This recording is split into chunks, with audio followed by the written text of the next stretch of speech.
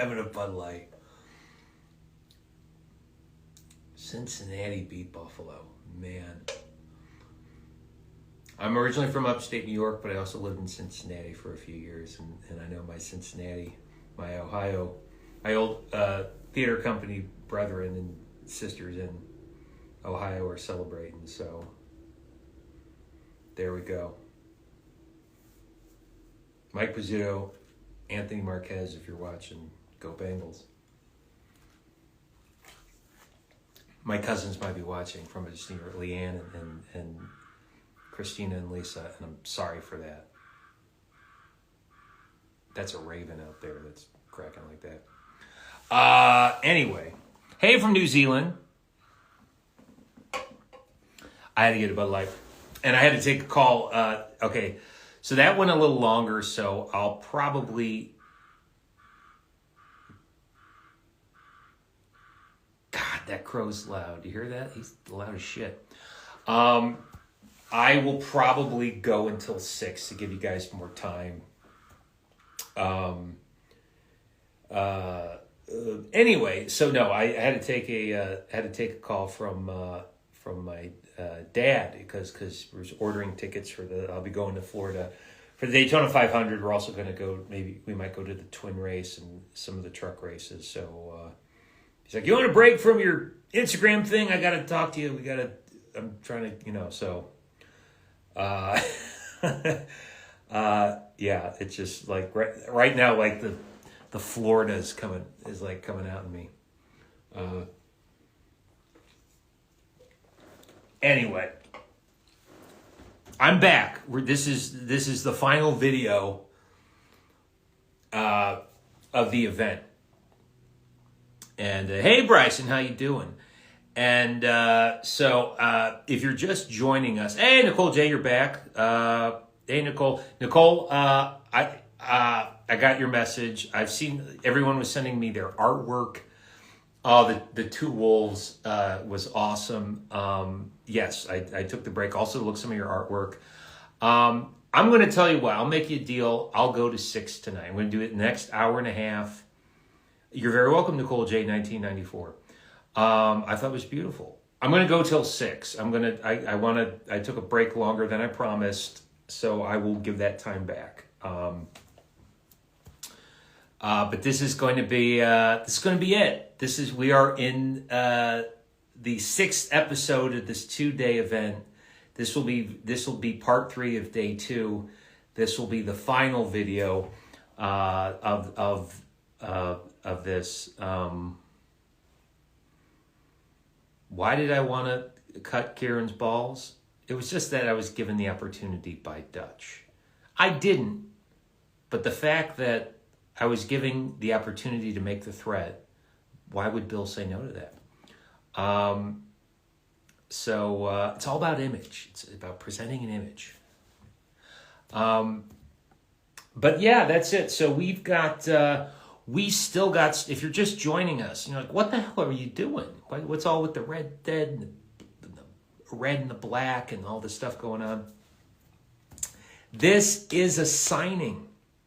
We are doing a signing, and we've still got stuff available. Let me show you what we got. We still have a few journals left.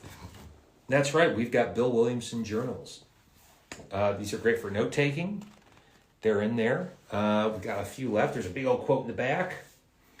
And I can sign on the inside, outside. These are great for game-taking notes. Whether you're playing Red Dead or you're playing Last of Us, Saints Row, it doesn't, you're going to hold off until you play Rogers Fort Solace with Troy Baker. But you can take game notes and a Bill Williamson journal. So we have these available.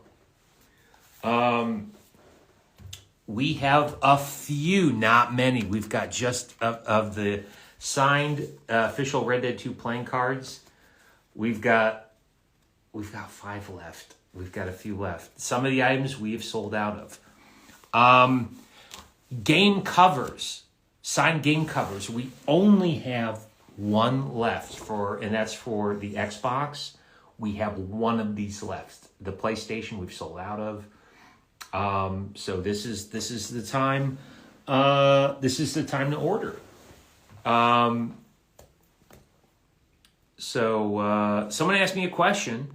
They said, when did you start working on Red Dead 2 and how many years it took? It took 5 years. This time started in 2014. So 9 years ago, because that was 2014 to 2013, 9 years ago, we started work on Red Dead 2. 9 years ago. That's mind-boggling. That is amazingly weird to think about that 9 years ago. But that's the truth. That's the truth. I was 38 when we started. So, yeah. And it took about 5 years.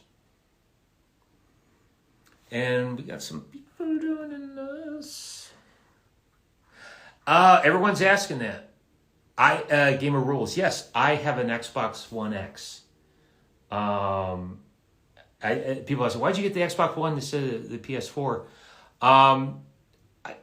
Just 2 months before Red Dead 2 came out, I got the Xbox One because of its backwards compatibility, because I wanted to replay the first Red Dead before going to Red Dead 2.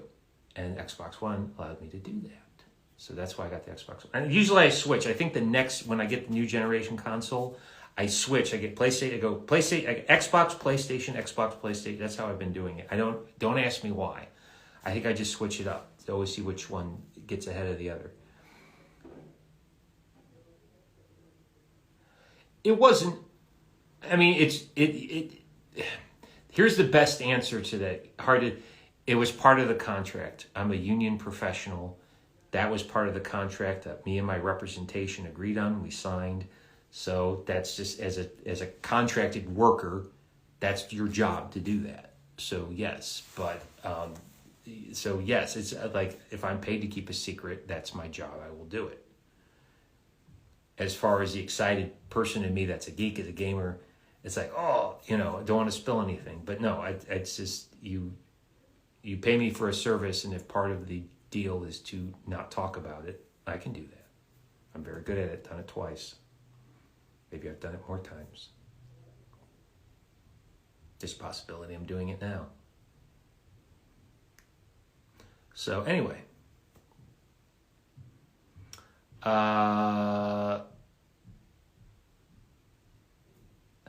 What was your, or Josh, my just favorite scene to act in it? There's a lot. I would say some of the favorite scenes working on Red Dead 2 are scenes that were cut. There were things that were cut in the game that never saw the light of day that are some of my favorite. And it's too bad they didn't make it in, but we still had fun time doing it. Because you take that risk. Sometimes certain things get cut. Sometimes it's like, oh my God, they put that in?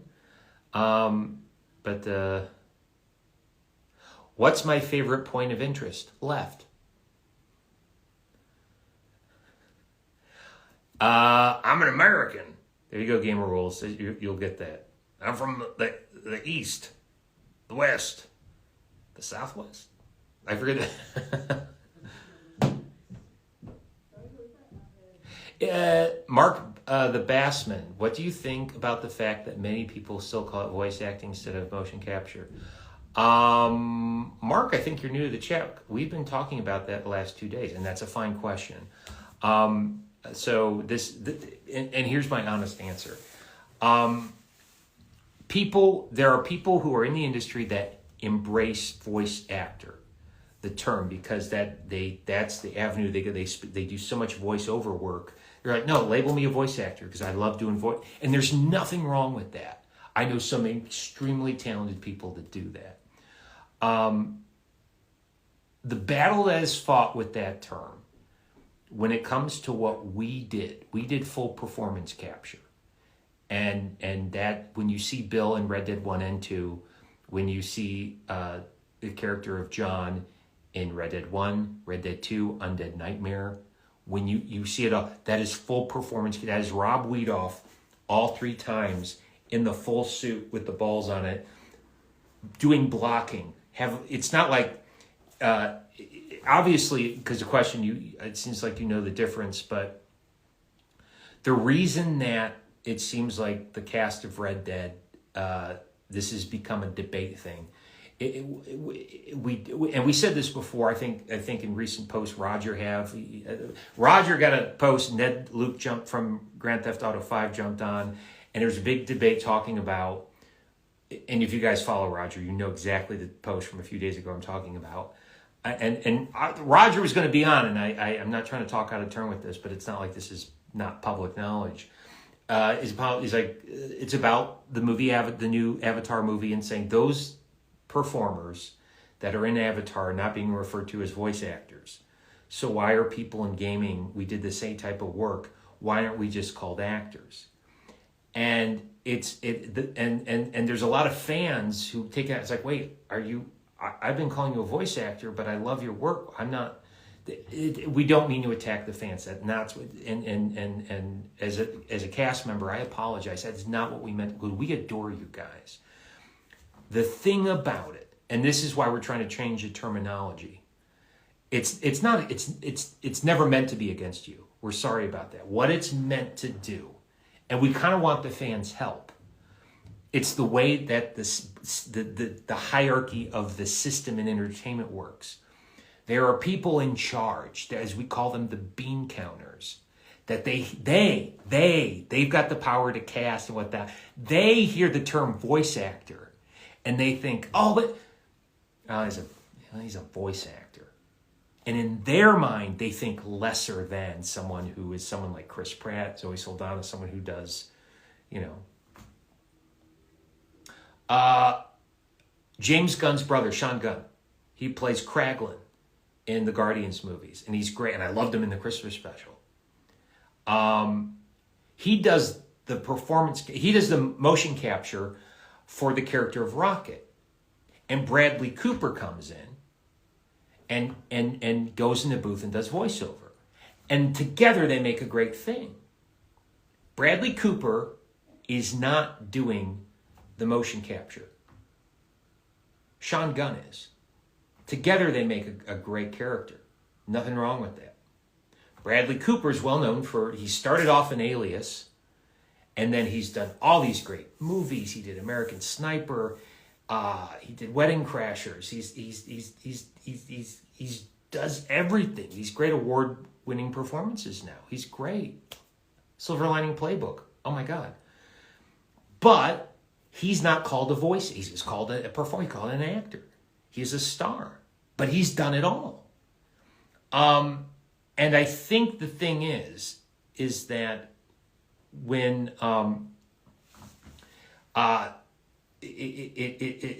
Nolan North, very talented. Troy Baker, extremely talented. Troy Baker they're writing a new character for him in Last of Us. And as a contribution. That's like, you contribute part of this. You have a lot to do with success. We're going to find a new way to include you in the series. By God, because they deserve it. And whatever that character, that new character, it's going to be awesome because he's a good actor. He's a good actor. And he's probably not, nor he should be ashamed of that term. The problem is, Roger said it in his post, and I'm standing by Roger in this. And it's not out of anger towards the fans. It's just the way the system works. It's kind of inadvertently cost opportunities because we're just trying to get people in the industry to say it's like we acted in this and did the same type of techniques and put the same emotion into it as someone working on a series. That's why we're so close. A lot of people, and it's getting more like that where you're using full performance capture, but there's a lot of casts that are not as close as the Red Dead casts because sometimes they don't meet each other till they start doing conventions. We did the work together in secret, looking at each other, memorizing lines together, doing the blocking together in our off time, having emotional connection as doing performance capture. We're doing the scenes. We're in a studio doing the blocking, rehearsing. We're not just, sometimes it was just what we get in the booth and boom, knock it out. And that happened. But 80% of the time, that's us doing the we're doing the scene. It's like theater in the round. And we're acting. And I'm stressing that because not to get on the fans using the term voice actor. We want the people in the industry who have the power to look at someone and get this actor, this artist, a job, as opposed to hearing the term voice actor. They do cartoons. Moving on. It's like no. You're kind of you have this high seat in the industry. You should know the terminology best. It's just something that we're trying to do, and we're not trying to harp on the fans because we love you guys. We think you guys are great. We're also not trying to we're come across it like sound all preachy. It's like, well, they're these guys that are they're sounding so like, well, we want you to use the proper terminology because we're offended. They can come across, and that can be very unappealing. And maybe we've come across like that. And if we have, we're sorry, but that's not our intent. The intent is, if you could understand what we do, we just want the opportunity, because we're acting, and that's what it is. That's what it is. It's the understanding and use of the proper terminology, the certain nomenclature as far as of what we do, because we don't want it to call it. Ben is a great actor. Ben's been in tons of stuff. Mick Malamphy go to New York. The guy does so much great stage performance. The guy's worked with done stage with Matthew Broderick. Matthew Broderick is a staple in current New York and Broadway productions. He has been since he was a young man with Brighton Beach Memoirs. Mick has worked with Matthew Broderick. Matthew Broderick thinks Mick is freaking awesome, and he is. He's an actor. But also, if there's an opportunity to do voiceover, or what you would say voice actor, he doesn't look down at that, because we're all excited to work, and we've had the time of our lives doing it all. We love the craft. We're actors. It's our job. We want to work. We want to get paid. It's what it is. It's just the understanding. We just hope that people in the industry understand what we do, because it's like we're also acting. We're there with each other. We have the techniques. We can do the in front of the camera stuff too. So don't pigeonhole us. We'll always do the other stuff. We always like to work, and that's all it is. So I think if you're wondering how come there was like carrying the flag or the banner in this fight with the term voice actor, it's not like if you say voice we get upset, but we want to be clear of what we do. And yeah, Rockstar's very private how they make stuff, and they can run the ship how they want to run the ship, and they will, and that's part of their thing. They're very secretive, but I mean they make some of the best stuff. But the Last of Us games, it was all performance capture, and that's a different gaming company. There are scenes of Ashley Johnson with the performance capture balls in the suit, very similar to us, and it shows behind the scene what they're doing, and they're not just they're acting is what they're doing. And Ashley's extremely talented. So I don't think the terminology. My point being is I don't think the terminology should cost anyone an opportunity, because the people in power are already pigeonholing them or categorizing them against their against their abilities. It's really like that. It's I hope I'm as clear as with that, but the frustration isn't with the fans. We kind of what we're really trying to say is we would love your help and just being aware of it. So the people in charge could give us the opportunities is what we're saying. Mark's asking, did they use performance capture on horses too? They did on the first game, and then I don't know if they took some of the data that was from the first game to apply it to the second one, because when we're riding between missions. If I'm on horseback and I'm yelling at Arthur, we're not in the thing mode because they had a program for that. Because that stuff, that dialogue was done in the booth. Because basically it's just, at that point, it's more cost effective.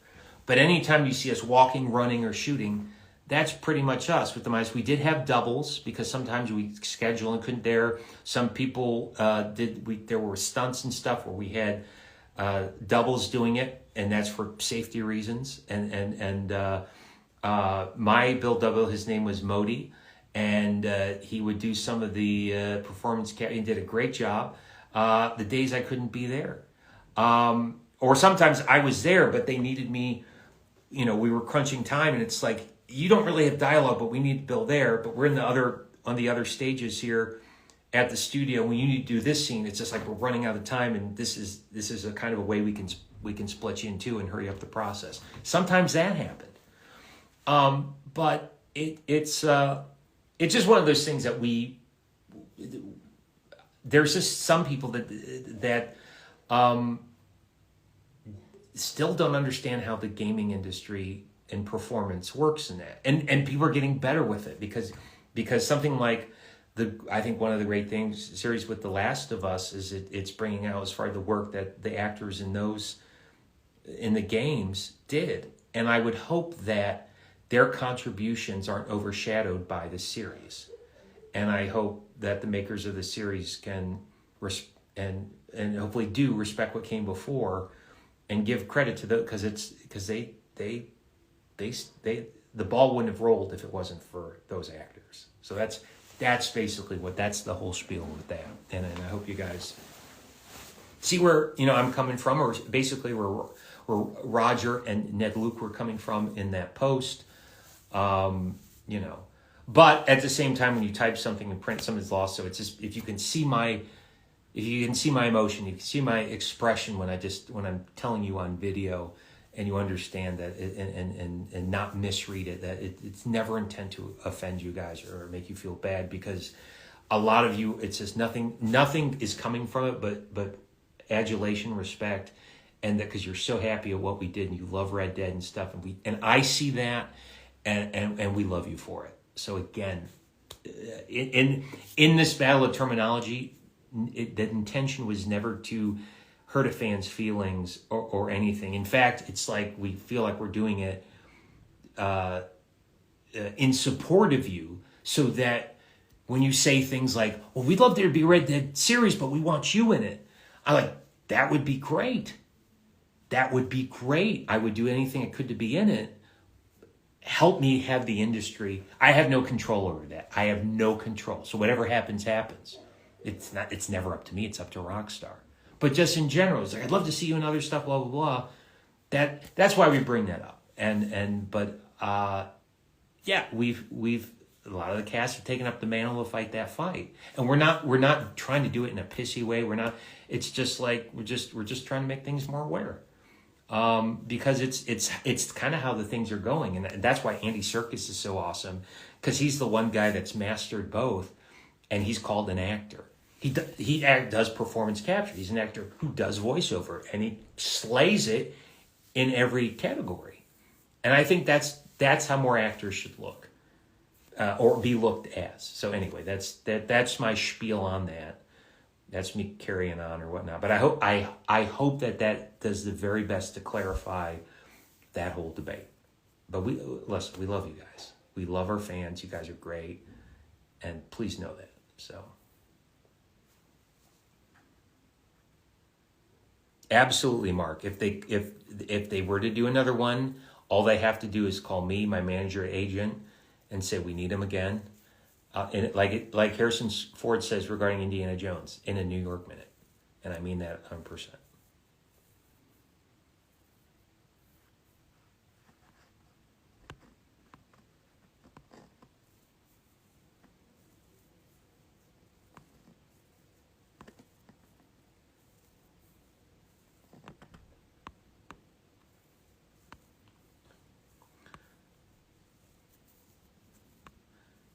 I'm just looking at the... What was stuff that was specifically recorded in the booth versus the stuff that was in the booth? Really, most of the booth stuff was like ADR. Like if in a recording a line came blurred, it's like you need to just re-say that line because just stuff like that. And all the like during a mission when you got gang members on horseback having dialogue and blah blah blah, that was done in the booth. That was like the booth stuff. But most of the other stuff, and like I said, ADR. Most of the other stuff was in what we call the volume or the performance capture studio. So that's my answer to Joey DeSario.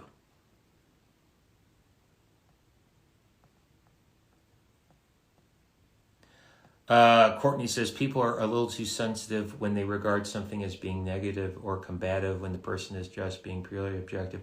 Well, respectfully, here's the thing at that. I try to stay out of any type of debate that is written in word or text if they can't hear. And during that post Roger, I jumped on there and I put an emoji of popcorn and said, well, I'm going to get my popcorn. And maybe that came across being unsupportive of Roger, smart alecky. But the thing is that people go and they want to be heard, but they're just being read. And you type, sometimes people type, they don't use the proper punctuation. So it comes out, it's like, oh, now is this person combative? For me, and I'll speak for when I do something like this, this video will be posted. If you don't get you can rewatch it. I'm trying to be as sincere as I can because this is how I feel on the inside. And if I try to do what I'm typing, it's going to get long-winded. But that's the thing about the written word. It's very hard to get subtext and the right meanings, and that can cause unnecessary pain and frustration and stuff. And I'm not one that negates debate, but it's really friggin' hard in the written word. And it causes, and especially that's why so much garbage happens on Twitter online, because someone's just looking for a fight and they read something and it could be read the wrong way. That's why I stay out about it. That's why but then, like from a few months ago, something that I won't get into, and if it's like I don't get into political stuff in the type or the written sense because it gets. I don't want. Not that I don't have my thoughts about it, but that's sensitive, or religion, or be sincere. But if you want to argue what I say in that regard, I'd rather you hear my voice. I'd rather you see me. And then if you're going to judge, that's fine. But you put something in the written word and people are going to take their own context to it. Well, I think they meant this. And then someone's like, well, I think you're wrong because I know they meant this and you're being an idiot. It's like, man, why throw kerosene on that fire? Life is too short. And that's why social media can be toxic. At least with this, I'm being as sincere about the statement I made. And I'm letting you hopefully know when I say that you guys mean a lot to me. You gals out there mean a lot to me. You at least you take that as sincere, because I don't want there to be arguments about it. I don't. It's like well, this is something we feel like needs to be changed. Maybe together we can come up with a solution. I'm always looking for solutions to stuff as opposed to banging your head. This doesn't work. This one will work, and then you start bitching about it. It's like find a solution and then move on. Anyway, but I know where I've talked to Roger about that. I know where he's coming from. And again, that's it. That's what that is when going in there. So, yeah.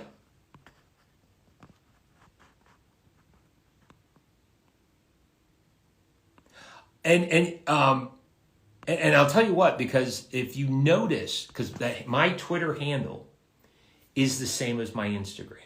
I have not been on Twitter since September when I did the Megabit game show back. I did the Megabit, that was my last in-person convention, and then I posted about it. And this has nothing to do with politics or as far as like people, the love or hate of Elon Musk or his purchase of Twitter. When I was on Twitter, all Twitter I was doing was a cut and paste to what I'm already putting here on Instagram. And Twitter to me is just a messy hotbed of political garbage. And you're free to have any political thing you have, but people just like to get in fights. And I believe debate can be healthy, but no one is debating on social media. It's like I have an argument. I plan on winning my argument. I don't give a shit what you have to say because my mind's already made up. That's toxic to me. I'm sick of it. I don't want it. I don't make an announcement. It's like, oh, I'm going to delete my Twitter because then people's like, well, are you being political? It's like, I'm not using it. So as opposed to deleting it, making a statement about it, I'm just not on it. And if you can go on Twitter. I still have my Twitter account. You'll see I haven't posted anything in months. So it's just something I don't use anymore. And I think what I'm going to do is that everyone's been they're like, why aren't you on TikTok? And that's where the social media trend is going. So I think shortly after this, I will finally get on TikTok. And then my social media will be Instagram. Well, I should say TikTok and Instagram because TikTok seems to be the flavor now until something else is invented. But I don't go on Twitter anymore. And I haven't. And it was way before Elon Musk bought it. And then people can make that political. But it's just one of those. And I had said it way before. Twitter is just a fight-causing mess to me, and it was that before Elon Musk got involved. So you can point fingers and stuff, but I just think Twitter has been toxic for quite a while, and basically I had representation told me I need to be on Twitter, but I don't like Twitter. I use it, it's been good for a couple things, but Instagram is more of a more mellow community and that's what I choose to partake in. I do, Mark. I do. They definitely are.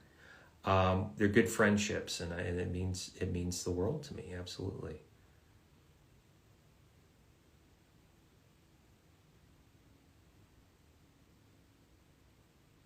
Hold on.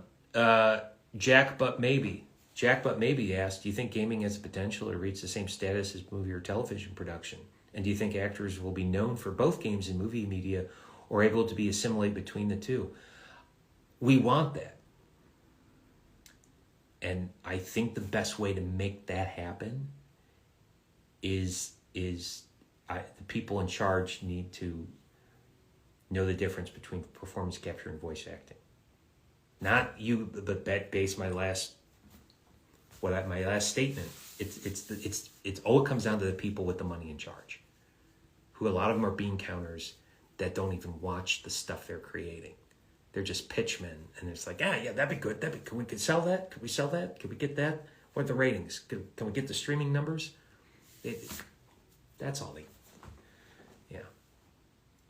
I've always tried to be positive. If I ever came across jaded on something, it's that avenue of the business. It's part of the business. You have to accept it. It's like that. But you try to be positive as far as like, I wish that would change. Then try to do something positive with the community to incorporate the change, as opposed to yelling at the stucco or brick wall that will never respond. So to answer you, Jack, but maybe, there would be. That's what we're wanting. That's what we're wanting. To just be seen as an actor.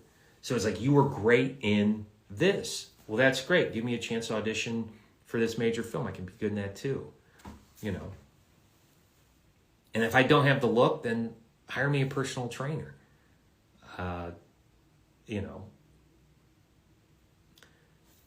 that's it. That's it. I always look at myself as just, I'm always going to be a character actor. I'm very proud of that. I'm very proud of that. So I just want to work. That's all of us want to do. We just want to work in the industry, and the more we work, the more fun we have because we love what we do.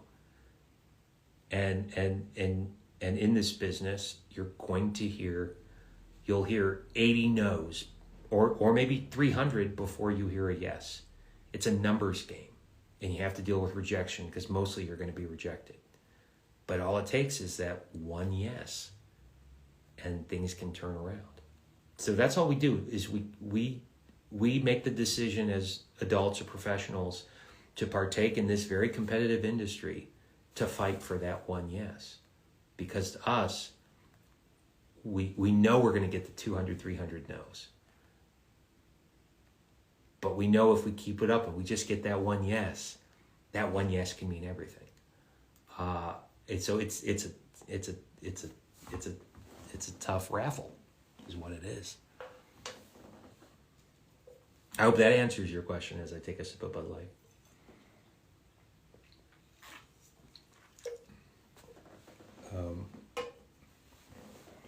Anyway, and again, in all seriousness, I do hope that what I've just said in the last half hour, I hope everyone out there can understand just where I'm coming from, and I don't know if the rest of our cast would disagree. But Ben was on yesterday, and he pretty much said the same thing. You know, I think we just want to work as actors. It's all good. I've used this expression. It's all different limbs of the same anatomy. That's all it is. It all and but I don't poo-poo the term voice actor. I've done voiceover, or if you say voice acting, and somebody is a different technique, but the work is fun, and I have the time of my life. I want to do. It's not like the idea is like we want the ability to do it all. I want to. We want to do it all. Is the thing. Mick does a lot of theater. Roger's now he's doing a lot of work. He's got Fort Solace. He does a lot of audiobooks. It's all work. It all goes to the union pension. We just want to work. That's all we want to do is we want to work more. That's it, man. Oh, what else we got? Grisgirl 14.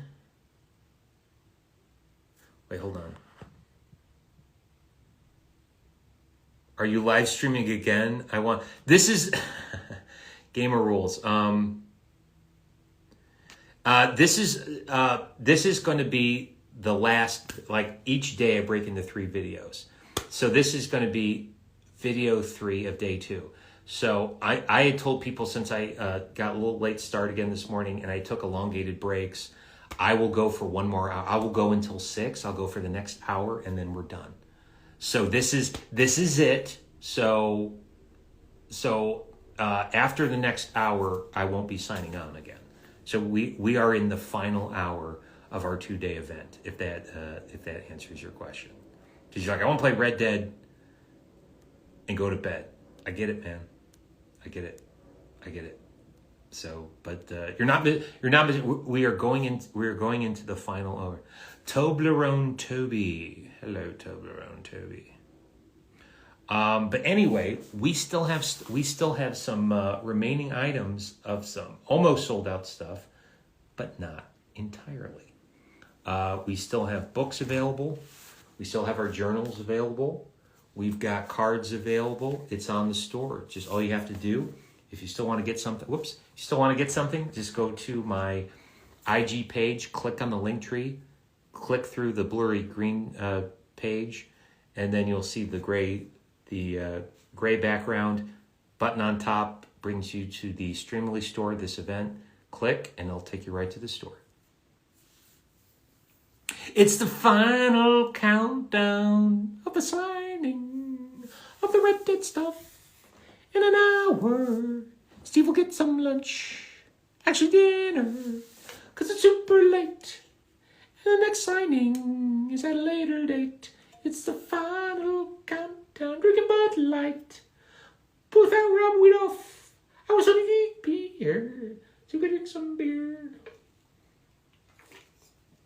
Cause his Colts didn't make it to the playoffs. They really sucked this year. I'm a Jaguar fan, so I can say that here.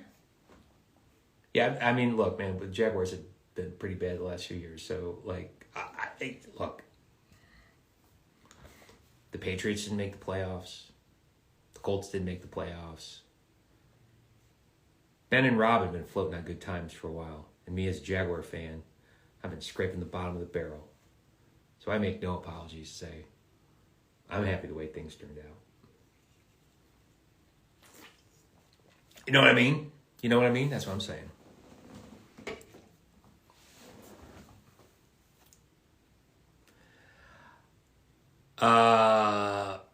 Yeah.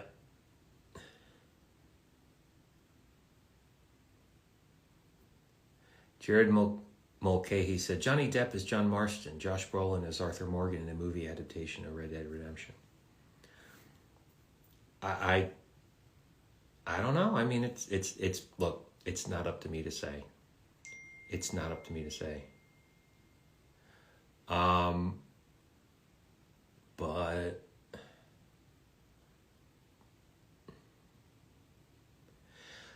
Gamer rules, man. Say a dialogue from Red Dead of the last time so that I can go. All right. I'll give you something rare. You can play as Bill, the original Red Dead game. In its multiplayer, you can play multiplayer as Bill. And one of the things he says is, "This is the way it was always meant to be, old friend." There you go. You got a deep rear cut there, Gamer Rules. Hi Zach, how you doing? Oh wait, I got some messages. Let me refresh the store.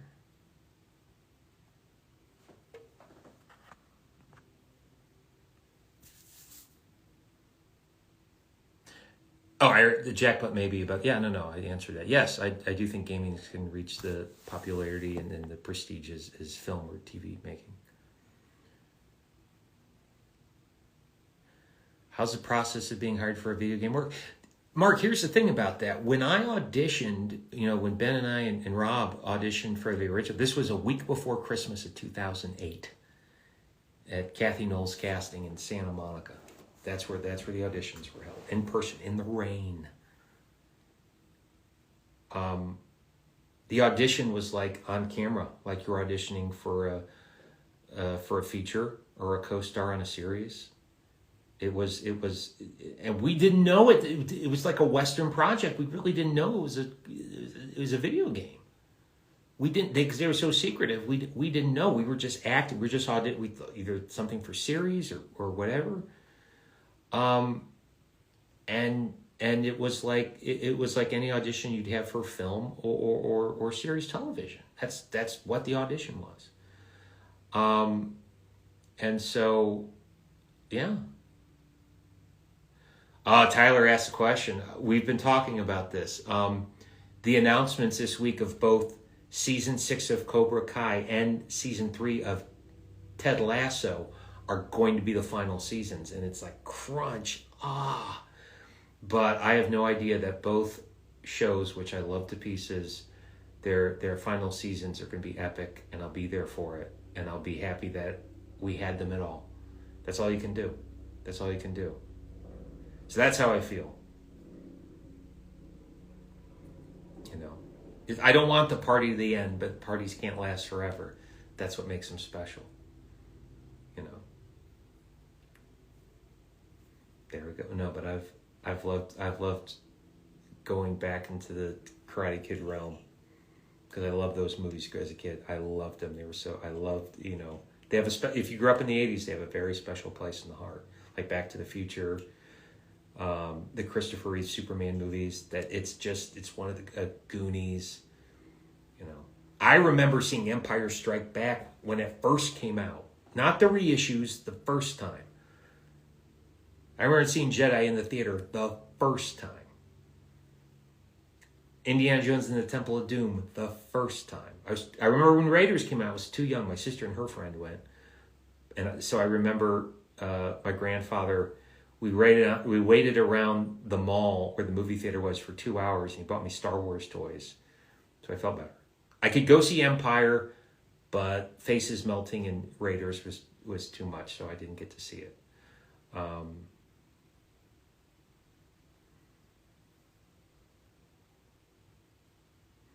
So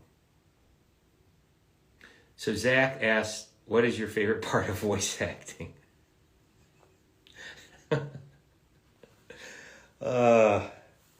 It's going to take a while. It's going to take a while. It's okay. Well, I'll tell you what. Here's your question. When I do voiceover, what we did on Red Dead was performance capture. It was just a voiceover. But I've done voiceover, and I really like voiceover. So I'll answer your question. When you're doing voiceover, and it's different muscles, and there's a lot of credit to this. When you do voiceover, you get to embody a character that is truly physically different than you, or in a different realm. You can be exaggerated, but it's not exaggeration for the. It's also to fit the visual of what that particular animated character is going to look like, and it really allows you to step outside of your normal realistic box to add portrayal. You really can go. You can go bigger. You are encouraged to go bigger. That is all. And to me, that also is a technique that needs to be trained. But doing voiceover, you get to do things. I'm only speaking for myself. This is my body, flaws and all, characters, everything going on with me is this is a character within a container.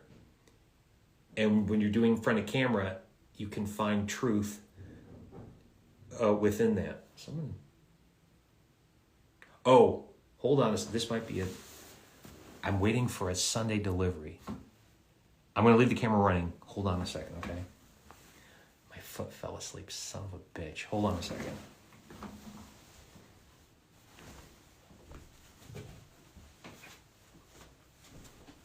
Talks amongst yourselves, people. I'll be right back.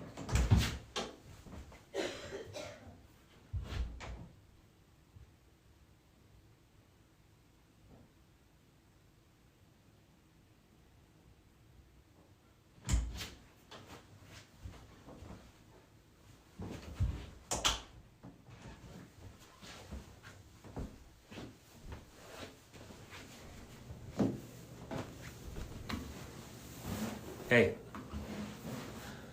I had some food delivered, and it can sit. It's good. I haven't eaten all day, by the way, so I'm hungry. So,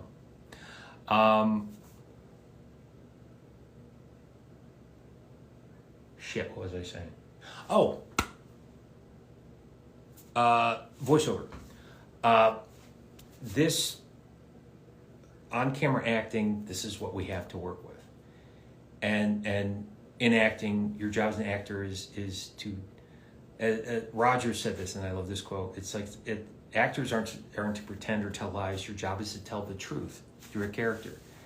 When I'm doing live action or on camera stuff, this is what I have to work with. But if you're doing voiceover for a character,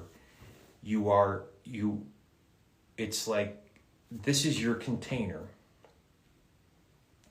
Here's another container. We want you, it's quite different, but your job is to pour yourself into this. And the container's a different shape, but it also, you might have a few more limbs. It might be different. You might reform it in a different way. It might be more exaggerated. So in doing voiceover, especially cool animated characters, it's like you get to pour yourself into a different container than what the audience is usually seeing, and that works for me. That's how I approach doing a voiceover project, and it's a lot of fun. And you're still doing a job. Is you need to find truth in who you are, but it's kind of like a different dimensional step out, where it's like we're going to put you in a different container though. That's an analogy I use for it, and I hope that makes sense. But that's one of the really cool things about voiceover, and I do like, especially and not something like audiobooks, because that's a different mindset, but like voicing something for animation, as an example, that's one of the uses I would. It's like you get to pour yourself in a different container.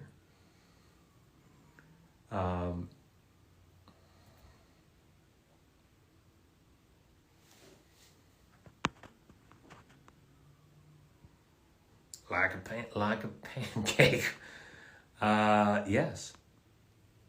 Like a pancake.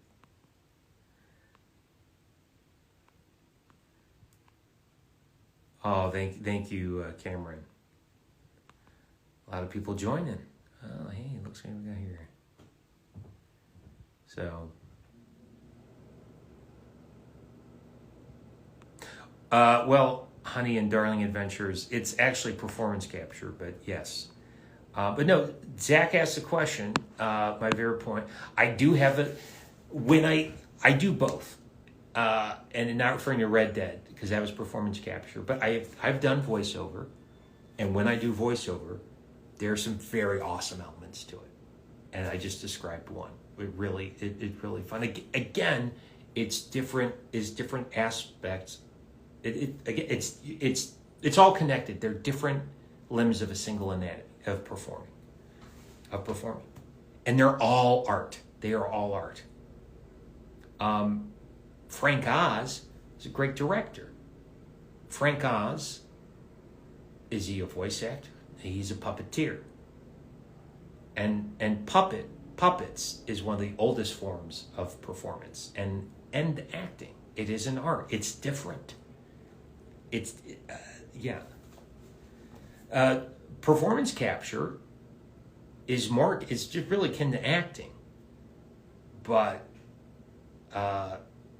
there's some aspects where some people would say that it's like digital puppeteering. Now that's debate, but the idea is that it's all part of the craft, and I just like to say acting. So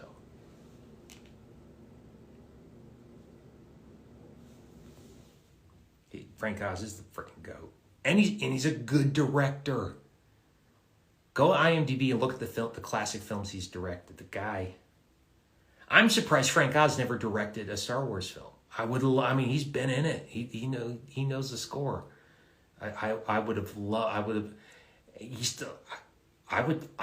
to see Frank Oz direct an episode of Mandalorian. That would be a treat.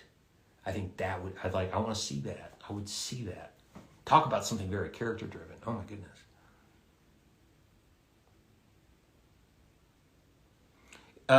Mole the Millionaire. It was like in pre-production since like 2011 or 2012. We didn't start filming as far as the actors, as far as like Ben and Rob and Roger and all of us.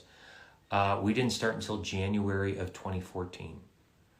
And then we went until pretty much right before the game came out, the end of 2018. But for most, it's like 2014, 2015, 2016, 2017, 2018. We pretty much worked on it for 5 years. So, yeah.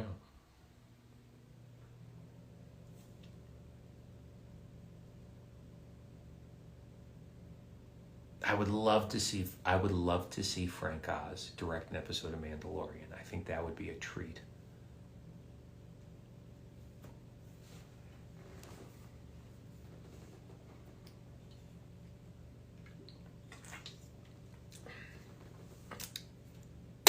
Oh, absolutely.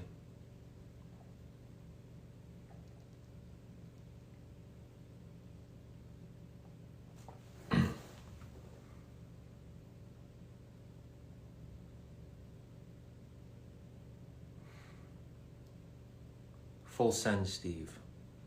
I think she did. I think she met I think she met an untimely end. I think she drank herself to death.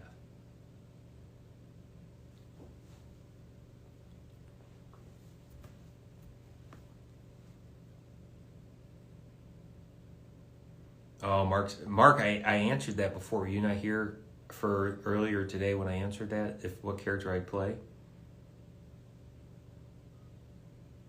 I didn't. Okay, so Mole the Millionaire. My first day, I think I wrote it down. My first day was with Rob.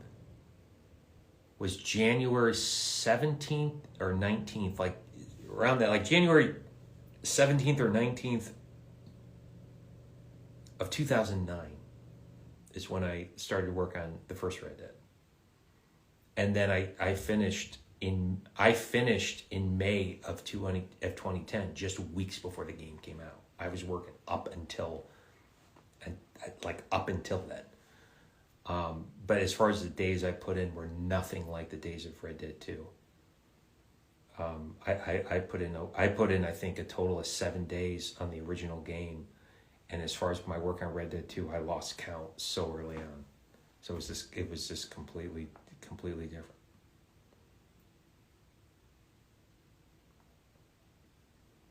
Oh, I'm sure. If she died of drinking, it was definitely cirrhosis. Yeah. She let it all go. Poor Karen.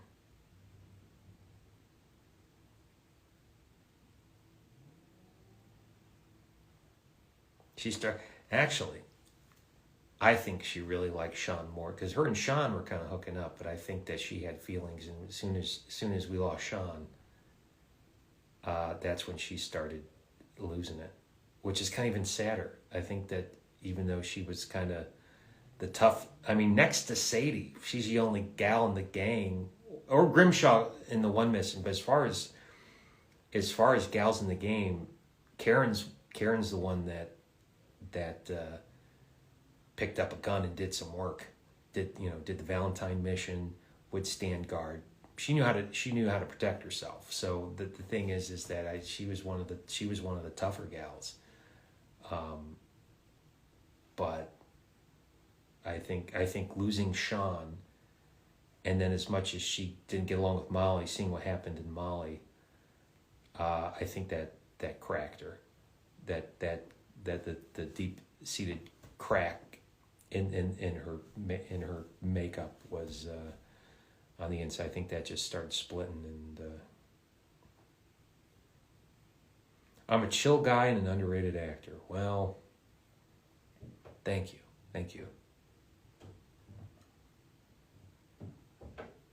Yep, I agree, Courtney. That's what happened. She was getting bad, but then when she was there during the Molly incident at Beaver Hollow, at that point, I think that messed up all the gals. But I think Karen at that point was lost.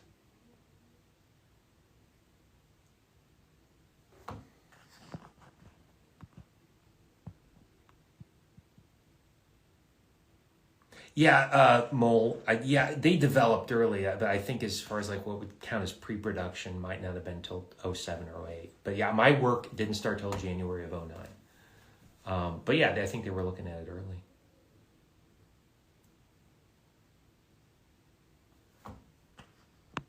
Mark the Bassman. Yeah, mainly I did a thing early on in end of 2018, or one of our producers and myself, Ben and Peter Bloomquist did a night where we were on RDO, but I really I other than playing with them, I haven't really explored it. So, but I usually when I play, I always do single player mode, and every time I play, I find something new with it. So yeah. What's going on? Love all the missions in chapter 2 and 3 for Red Dead 2. Very memorable. I love them. Yeah, I think if you want to stay in the if you want to stay in this safe, happy place in Red Dead 2, it's chapter 2 and 3. And maybe the first couple missions of chapter 4 if you're pushing it, because by then it's kind of a little sad, but it's still workable. But yeah, once chapter 2 and 3 are the safe places to be. Yeah.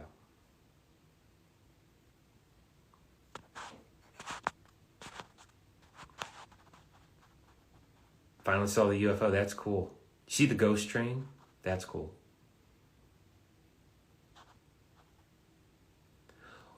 That's a good question. Mole the Millionaire asks, what are your other favorite directors in movies? I would say, I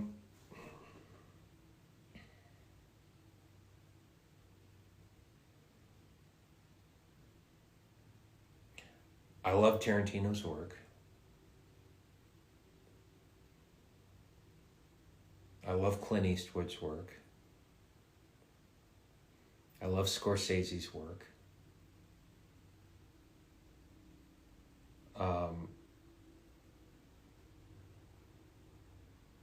There's some great old movies. John Ford. A lot of John Ford stuff with John Wayne.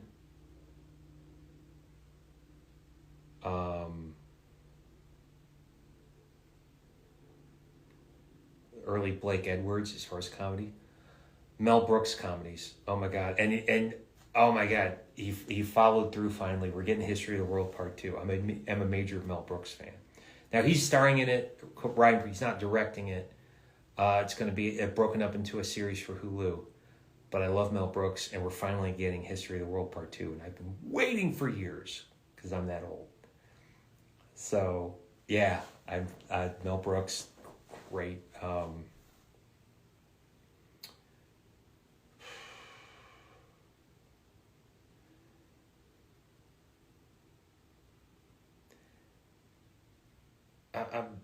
I'm gonna say it, and just because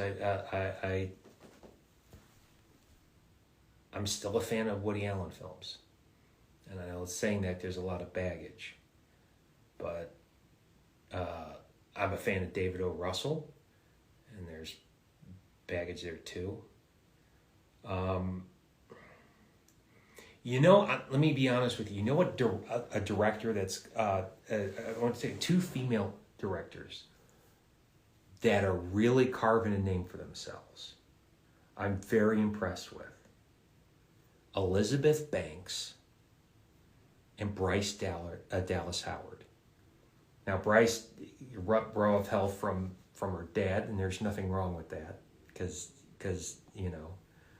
Ron Howard's dad, Rance Howard, was an actor, so it runs in the family. But if you make good stuff and it doesn't suck, I don't care how it happens.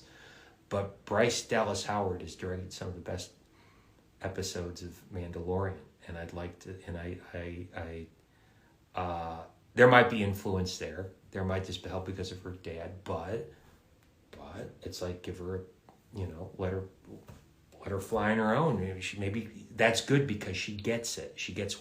She's learned, had firsthand training what works and what doesn't work. And there's nothing wrong. It doesn't matter how you learn that. If she maybe had advantage because of her dad, but if the lesson sticks and it works in the product, don't bitch about that. Just like, it's working, give me more. Elizabeth Banks is very impressive. I saw the trailer to Cocaine Bear, and I didn't realize Elizabeth Banks was directing that. And Elizabeth Banks has been doing movies and worked with Judd Apatow and stuff, but now she's directing. It's like, I want to see more. I think that's I'm impressed with that. Other director, Ryan Coogler, my goodness, he reinvigorated the Rocky franchise with the Creed movies. That's great, but look what he did with Black Panther. Ryan Coogler is a shit.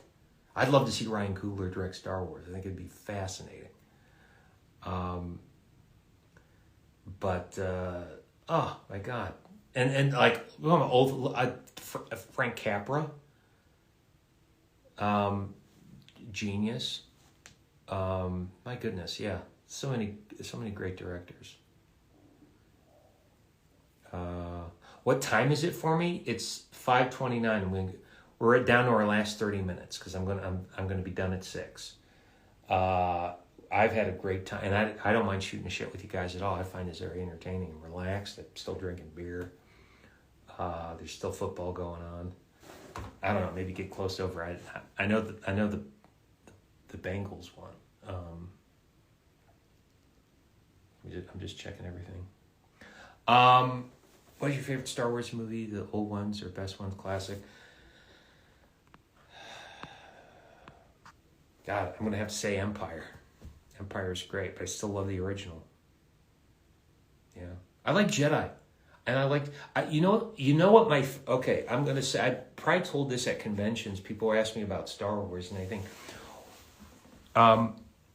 you know what I still think is one a great movie. I still think one of the most purest moments in Star Wars is in Return of the Jedi, and let me explain the moment. If you're like 25 or younger and the way things have been exposed to you with cinema and Star Wars, you probably started off watching everything in order. Episode 1, Phantom Menace, episode 2.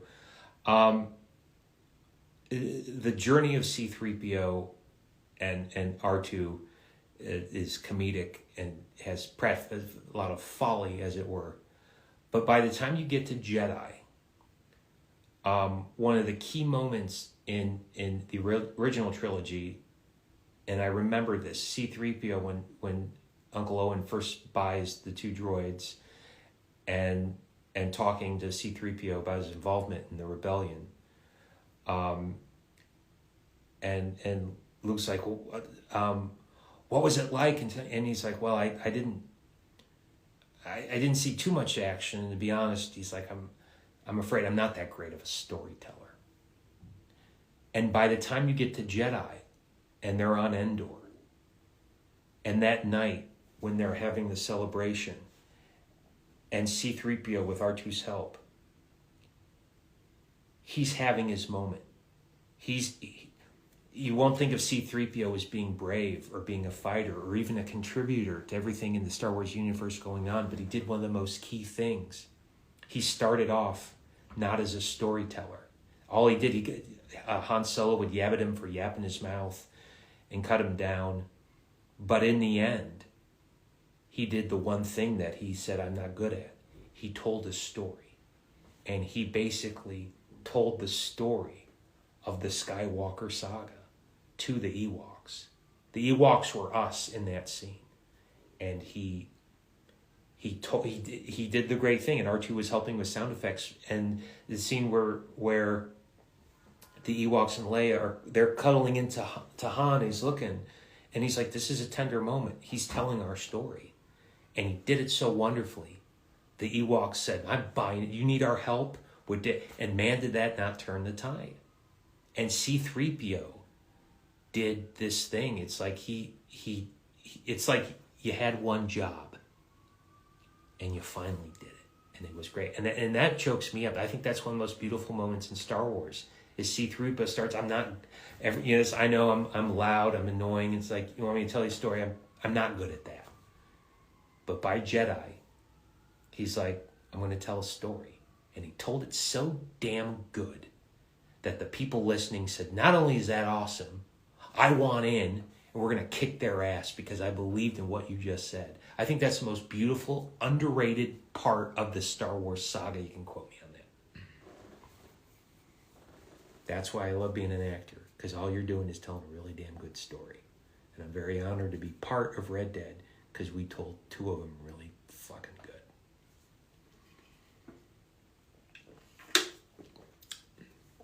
So, there.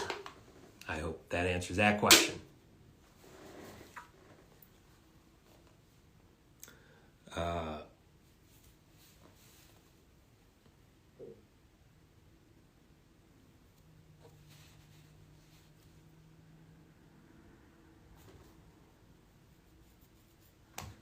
I remember what you're talking about, Steve. That was a great moment for R2 and C-3PO.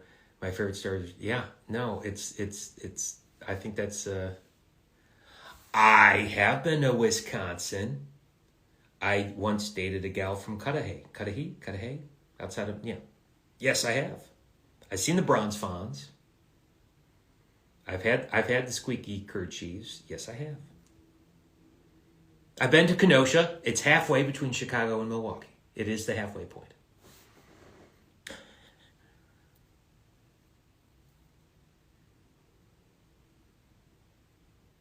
Ooh, do I think someone important will die? And I don't know. The only there's certain characters I would love to see, but they could finally bring in the next. I would love. I love Michael Ironside and his actor. We have not seen Colonel Dugan yet, and Colonel Dugan was the baddie from Next Karate Kid. That's still canon. That's still canon.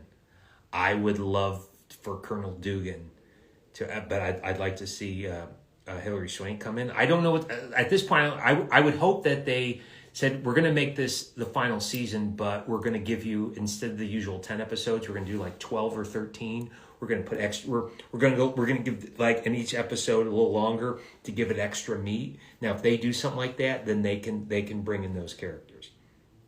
But there's still little characters that I'd like from the tournament, the very first movie, Vidal, and he's mentioned a lot.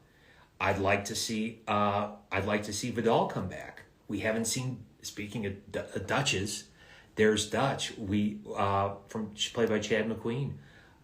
I would like to see it come back from Dutch. Characters like Vidal, I'd like to come back.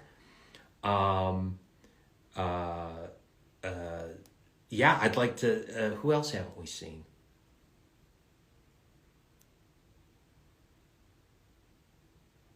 Who else haven't we seen? I mean, I think we've seen everyone who's still alive. That's who I'd want to see. I'd want to see. I'd like to see. I'd like to see Vidal. He was the champion of Locust Valley in the first movie, and Kreese talks about him in when Robbie was in juvie. So I'd like to see, because when Locust Valley was in the tournament to Cobra Kai, Vidal's nowhere there. You think he'd be maybe a teacher. Maybe Vidal moved on and he's at this international tournament. Maybe Johnny and Daniel will run into Vidal. I think that would be cool. That'd be an awesome throwback. I would like to. I think this would be a great opportunity, because I think that if Cobra Kai, if what's her name, the granddaughter of Kim Sung, or the kind of like the creator of Cobra Kai, if she still has her team of thugs, and they're all trainers, you've got Daniel, Johnny, and Chosen. I think they need more help. So I'd like to see them. I'd like them to grab. Go ahead and grab Bobby and what's the other one's name? Because Tommy died, but it's not Jerry, but Bobby and I can't remember the other one's name. They were in season 2. I'd like to see Bobby said, "Hey, look, I'm in on this. If you need another trainer, because they may need more." And I'd like to see the remainers of the original Cobra Kai students join Johnny, Daniel, and Chosen, and then have Hilary Swank. So then they got this super team. That's what I want to see. I don't know if we'll see it, but if this is the last season, it's like you got to kitchen sink this. We want put all the croutons and all the bacon bits. We want the loaded Cobb salad, half of the hard-boiled egg, ham. Dump it on there. This is what we want. So we'll see. We'll see what happens. But I'm stoked. It's like if you're going to end it, make season 6 the biggest thing, and then serve it to me on a big old plate. I want it.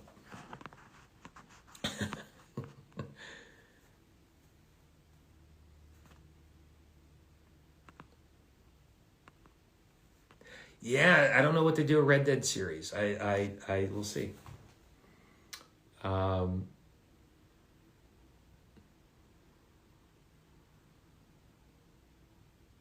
no, Chris Hilton, not at all. No, I don't think you were weird at all. If anything, I'm weird. I'm loopy. I haven't eaten yet. I've been drinking coffee and light beer. So if anyone's a little loopy, it's me. You're fine. I think it's great. And I love doing this. I love chatting with you guys. Talking geek stuff. I love my geek stuff.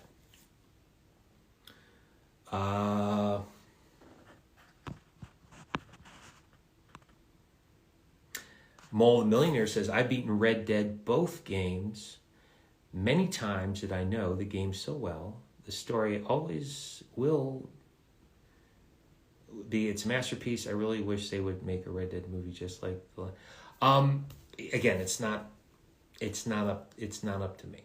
It's not up to me. If they made a Red Dead movie, I hope I'd had a chance to be in it. Because if not, I'd just rather they make a Red Dead 3, to be honest.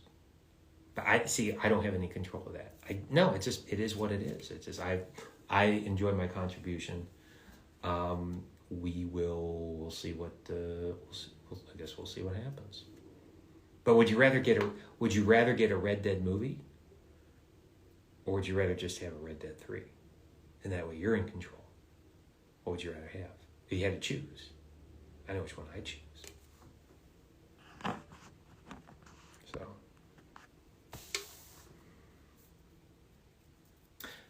I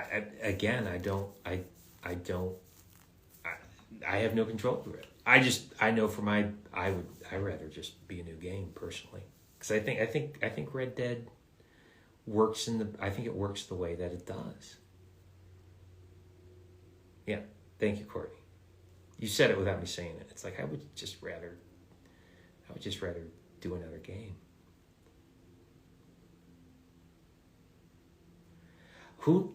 It's not up to me. I don't know. We'll see what happens. Anything can happen. So.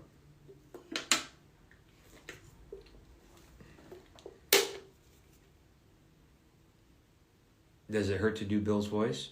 No, because I know how to do. I've gotten better at to control and not. I mean, Bill can be loud and it's gravelly, so you have to watch yourself. But I know technique, so I don't extend or overhurt myself. I love doing Bill. It's a character I love playing. Red Dead 3 I need it better than any movie. Me too. Well, Gabriel, excuse me. It might be Gabriel. Red Dead 3 for sure, but a movie would be awesome specifically if Rockstar keeps the actors from the games. Now, now you're learning. Now see,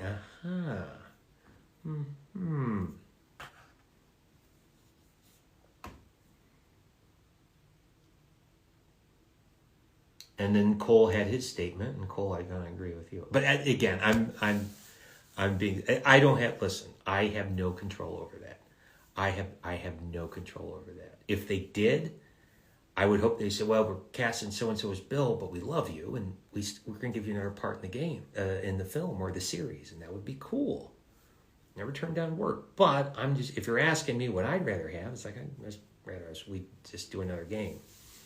You know, that's an honest answer, but I don't have control. We'll see what happens. I don't know. If they did it, I don't want it to suck. I want it to be freaking awesome. So we'll see.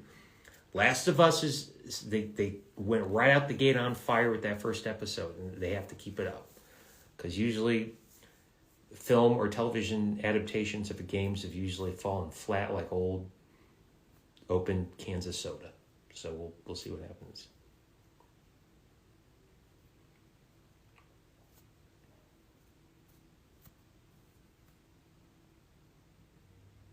Courtney, you're becoming my favorite fan right now.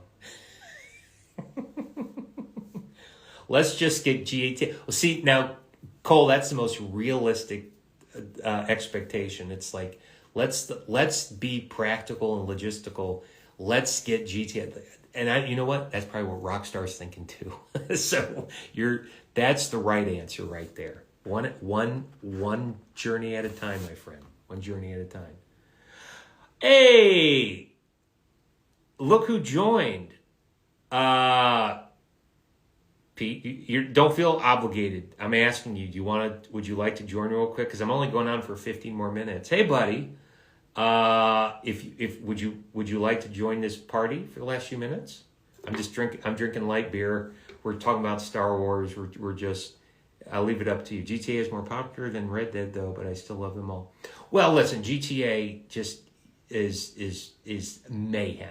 It's a different beast than Red Dead, and people have their fandom. So I get it. It's just you can't really compare the two. They're two different things, but both are loved.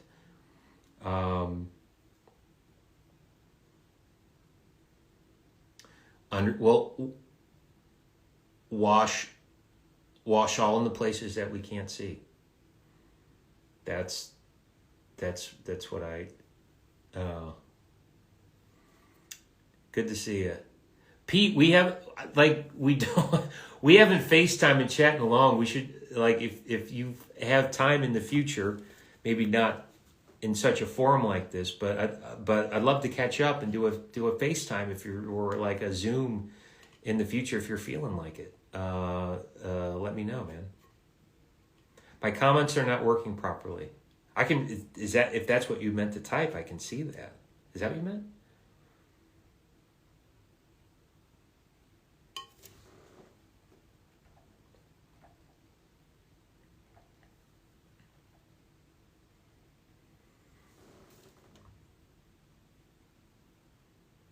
Tomorrow would be great, Pete. I'll tell you what. Let me text you, because I haven't heard from you via text privately, just on the group chat. But if you want to, let's chat. Let's FaceTime tomorrow. I'd love to, because Pete and I have some things to talk about.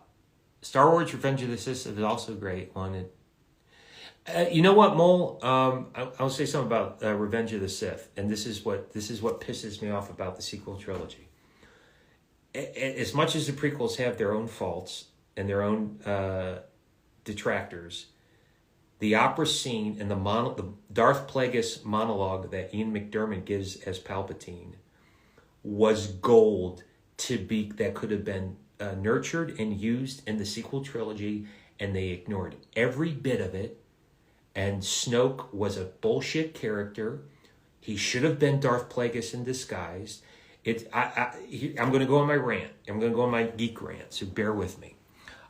If you're an actor out there, or you're familiar with the Chicago or LA scene, and you know what long-form improv is, the sequel trilogy equates to me it's like starts with JJ, goes to was it Ryan Johnson, goes back to JJ. It's like going to Second City or iOS or the Groundlings, seeing long-form improv where all the actors on stage refuse to yes-end and listen to each other, and it's really a long-form improv that fell apart because no one listened to each other. That is what my analogy is of the sequel trilogy. They didn't communicate. They didn't know they were doing a trilogy, and that's why it ended up being. What's Peter doing? He said he was naked, bathing or shaving. I don't know. He said he didn't want to join or wasn't able to join. That's okay. But I will chat with. I'll chat with Peter on my own, and then I'll let you know what's going on. Here's what I love about the posts of Peter Bloomquist. And he'll do posts with his daughter and lovely wife, is that I respect Peter is a very elegant foodie. I mean, I like food and stuff, but when Peter goes out to eat, the man does dining right. And I kind of laugh and scoff at people that go out to eat and take food. I'm guilty of it too. But when Peter does it, Peter's doing like Anthony Bourdain level shit. He's like, we went here to get this, and then he will not post food unless it's a freaking masterpiece, because it's like, holy shit. That's what I love about Peter's. Like, Peter doesn't, is like, if you're gonna eat good, you fucking raise the bar. Pardon my language, but that's what I love about Pete. Because if you look when he goes on trips and they're like, holy, where are you? That's what I love about Pete. The man has acquired a very sophisticated palate, and I respect the living crap out of it. He's the god of food. I mean, you know, I've been guilty of being the king of eating, but he is the god of food. No, seriously, it's like he appreciates a sophisticated palate, and it shows, and it's art. It really is art.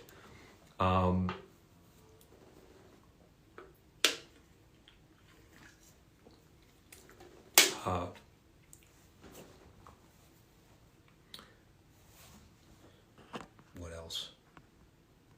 Happy birthday, Chris Hilton 95. So that's you know what, it is high standards, and it's good to have high standards.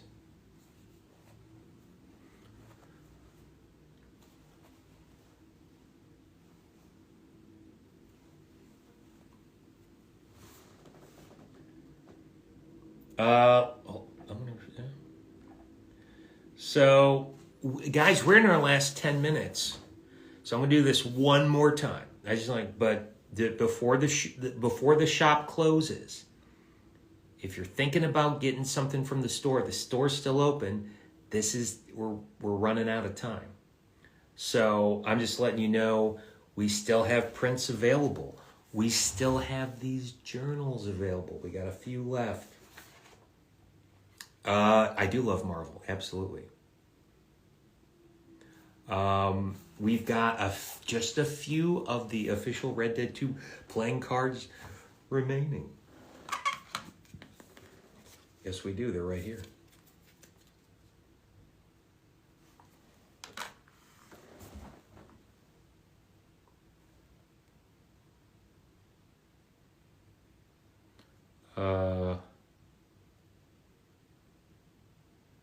Oh my God, Grace, it's 2 a.m. Well, thank you for joining us. I think that's awesome that you did. Steve, I just want to say thank you for hanging out with us, answering all of our questions, and signing some rad stuff. You are awesome, and your fans love you. I love you guys too. Listen, I've had nothing but a great time doing this. I've been wanting to do this for a while and sit and just talk real with you and be honest and stuff. But I able to grab one of the Sunset Revolver prints. Yes, you did. Yes, we are done. We're out of those.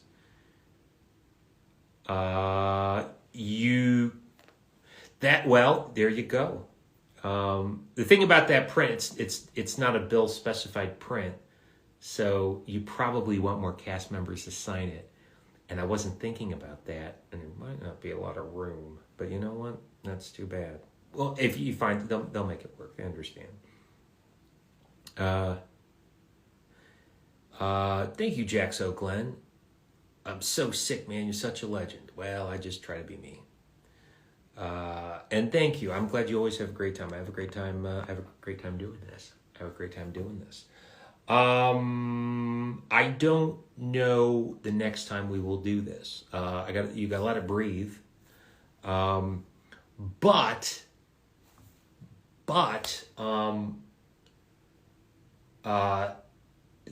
I don't know if it's going to happen, so don't count me on this. But I know that Streamily would like to do a big cast version of this, and if that's possible, we'll see. I know that I've gotten requests to kind of vary up the prints as far as what's available. Like the Sunset Revolver prints I've had for a few years, and we just finally sold out of them. So I think I won't get those again. I know they're loved, but I think it's just as far as saying is this. I think next time I do this, everyone's like, well, we want something different. Please vary it up. I've done books before, but I haven't done these journals. So like this was something new. We wanted to try, and this worked out pretty damn good. So these were a lot of fun. And yeah, we still have a few left, so I'll keep the store open another few minutes. If you're going to get something, get it now. Can you please say hi to the other cast members for me? Absolutely. Well, Pete might still be lingering, so you can say hi to him.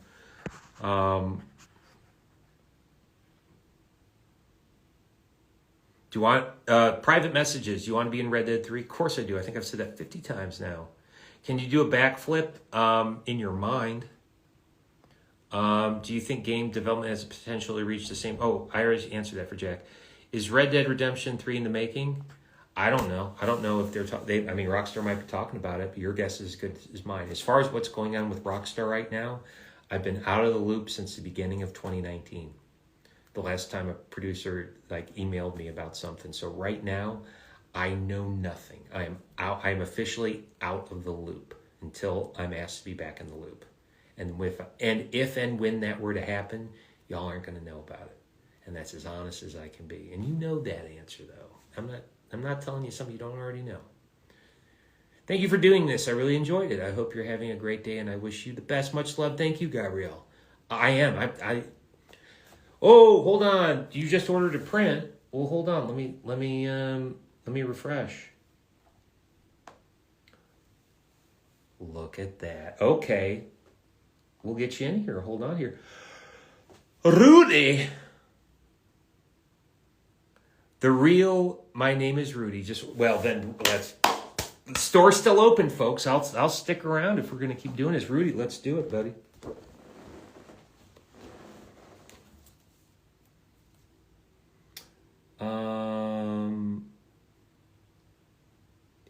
Is it Rudy he or Rudy she? Because Rudy can be both, like Robin or Billy. I'm just curious. I don't want to say Rudy. Oh, he got a print or she got a print. I'm just trying to be correct. Order number. Yeah, we're gonna get you here.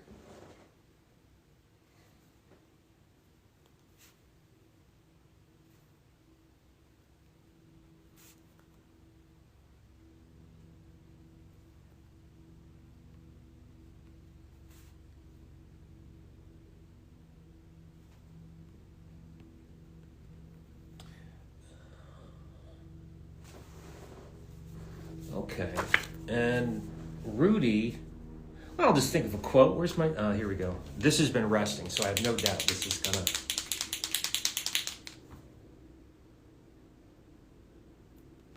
No, listen. If you follow me, I've been posting about this for weeks. I can't see how you didn't know, but you know what? It's better late than never. You're right here. You want me to sign it Rudy G, just other than Rudy? Rudy or Rudy G? Which one do you want me to sign?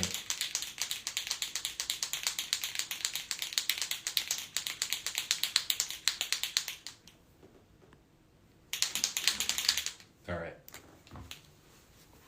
I wanted to sign my signature on the bottom, but let me know if you want me to sign it just Rudy or Rudy G.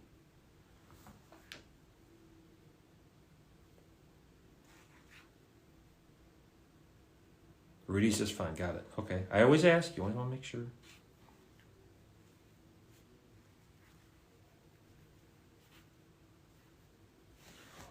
Rudy.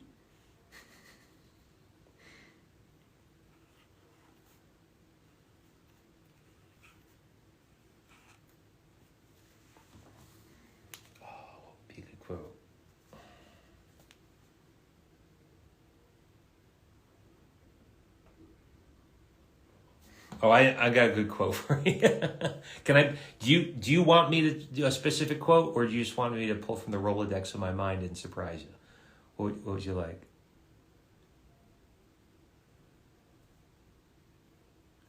Do you want me to be creative and just pick a quote for you?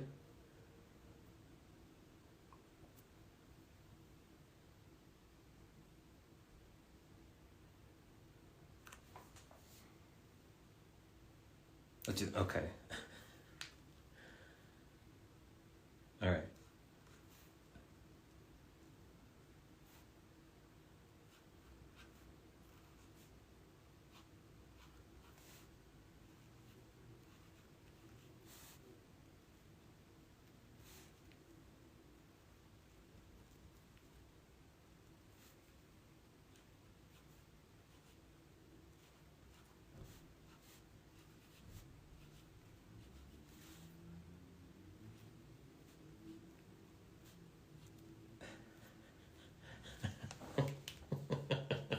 Here you go. Half man.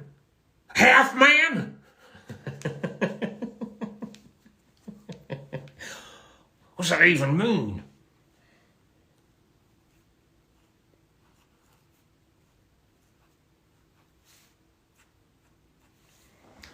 Alrighty. Rudy, better late than never. See, that's why I stick around, because sometimes someone's on vacation or didn't get it, and I don't want you to miss out. So, you like it? You know, you approve, Rudy? If you approve, send me a big thumb up emoji with a heart. If you like it, I like it. I haven't used that quote ever, so I like to switching it up. And sometimes it's funny. It's like, oh, I remember. I can't believe I forgot that quote. That'd be great for a print. So there we go. Well, that's Mole. I assume Rudy loves this, so we're gonna let it dry. We're gonna let it dry. There we go. Approved. Excellent. Well, shoot. I don't know. Should I leave the store open a little bit more? I can.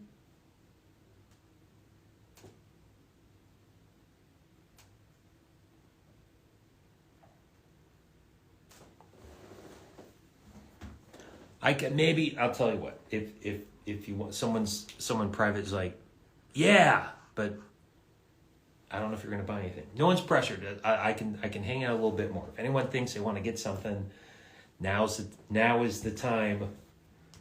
Now is the time to get it.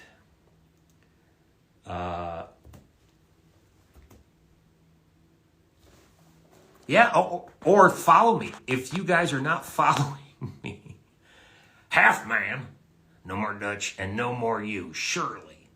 Don't call me Shirley. Is that what you want me to say? Whoops. No. Oh, hit the wrong button. Like, don't sign off yet.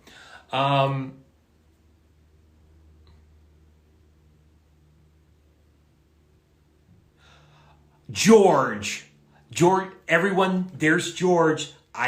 All day I was asking for you, George. Yes, you're in the last video. I did, but you weren't here. Guys, remember I was doing a roll call for George? Let me see if it's in. I put him in the box. I'll pull yours back out if I can find it. We try to gave you all day. All the last 2 days I've been calling for you, George. And we did it last video. That's so funny. Hold on. They're in the box. I got it.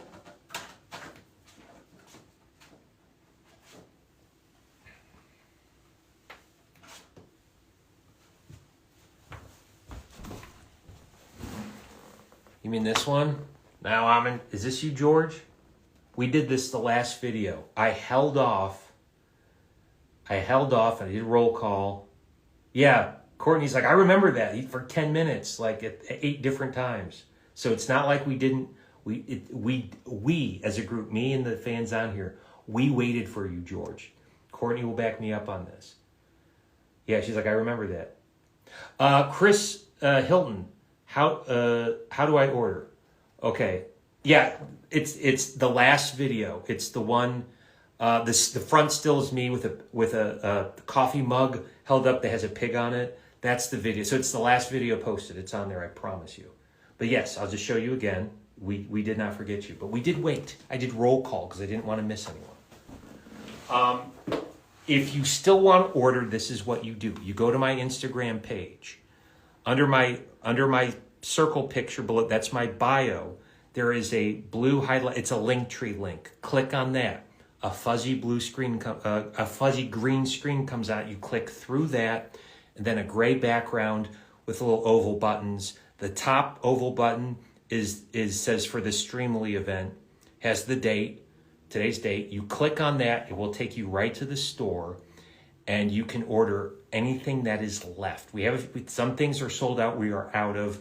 Other things we still have journals. We still have playing cards. We have the official Red Dead 2 playing cards.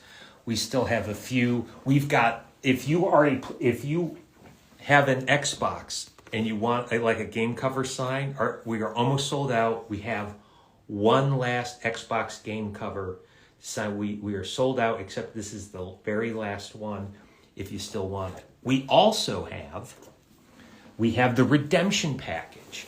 What that is, it's 100. It's for 100. You get 5 various prints in the package. I could sign one to you. a family member, friends. They can all be signed to you. They can all be generic with just a signature and a quote. However you want to mix and match and compose it. But that's a special. That's the redemption package. That's for 100. You get 5 prints. That's 20 a print. We still got those. We've got the. I showed you. We got the books. And I said this before. If you get, I told no one had gotten the package yet today. If someone out there, if you wanted to get the redemption package, we don't have. We have the 8x12. We had the revolver prints, which is the biggest. Not like posters, but that was the biggest print. That's sold out. The revolver, the sunset revolver prints are always hot, and we are totally out of those. But what I was saying is like no one's gotten the thing yet. The redemption package, and what I said, the first person to get a redemption package what we'll throw in is and this is very rare. It's a print of my time character on Deadwood. You will get, if you are the first person, you will get that. That is a rarity. What are the odds of a Bill DLC from 1899 to show you how you got? I'd love that. I'd listen.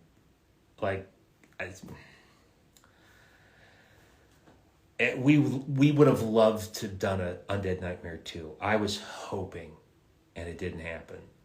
So, it's not up to me. I don't know. Maybe nothing's ruled out. We have to.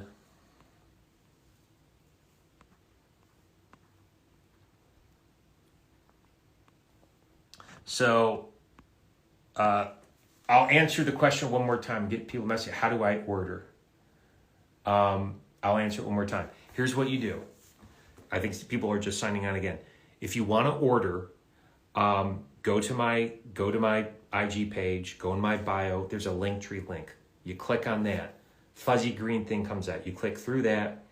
A gray banner comes up. The top button says Streamily has yesterday and today's date. You click on that. It takes you right to the store, and then you can pick from different varying things, different price ranges of what is left. If it's white blurred out and it has the banner that says sold out, we're sold out. So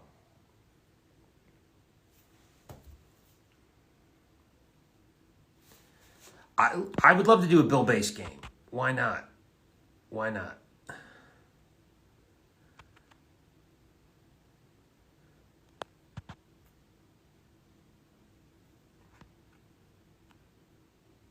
Dutch Javier and I wanted you dead. We all did. If that's okay. That's you. Oh, sorry. If that's okay, will you die? We wanted you dead. We all did. Yeah. There you go.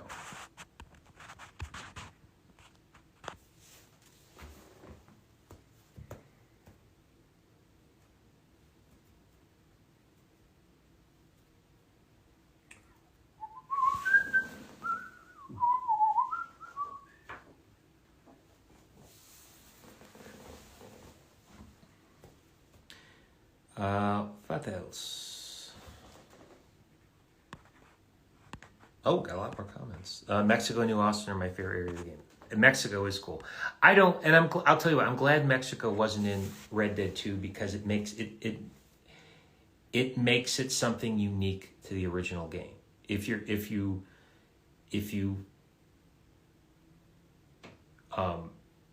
play Red Dead 2 and then you play Red Dead 1, the mechanics are different. They're older, but I think as a player, you want something that differentiates it from what you played before. So the fact is that since they said, well, we're only going to make Mexico for that game, so it's something, it makes it more special. Same thing, it's like, it would have been cool if Liger's Dice was in Red Dead 2, but I'm okay with it because that makes it a special flavor for Red Dead 1. It's just like, it's still kind of its own thing and it's something new to explore.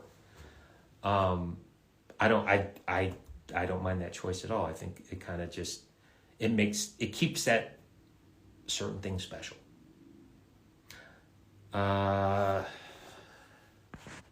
You did enter a new world. have a great question for you. What year was the Guarma mission? I have a great question. What year was the Guarma mission in Chapter 5 when you guys... It was still... Everything was still 1899. It was all within 1899.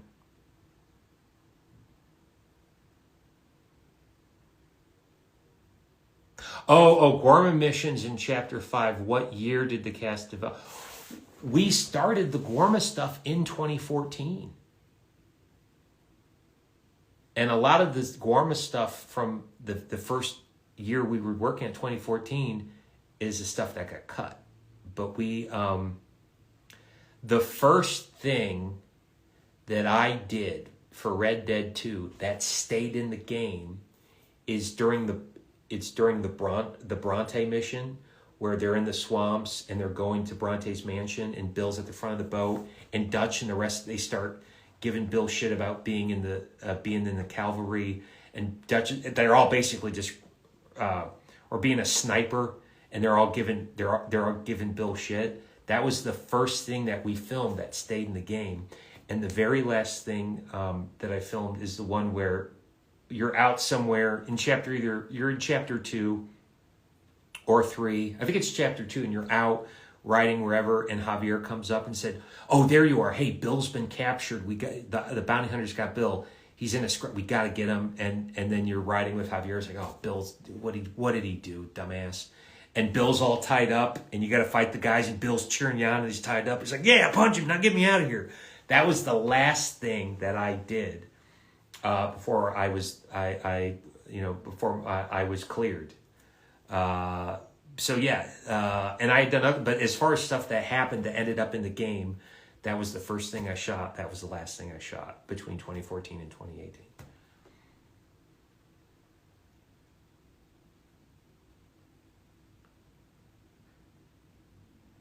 Yeah, listen, there's a lot of stuff that got cut. There was a lot of stuff that got cut, but you know what? The director, the producers, the writers, they know what works, and what we did worked out fine. So it's just like you, but the thing is, so much of, there was things that we did that I could have sworn that were the stuff that got cut that I was in.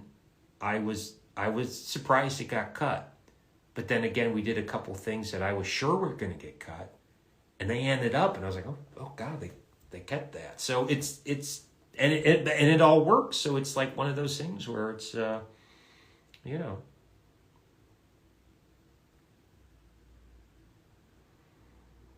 yeah, the Red Dead 2 is an amazing project, absolutely.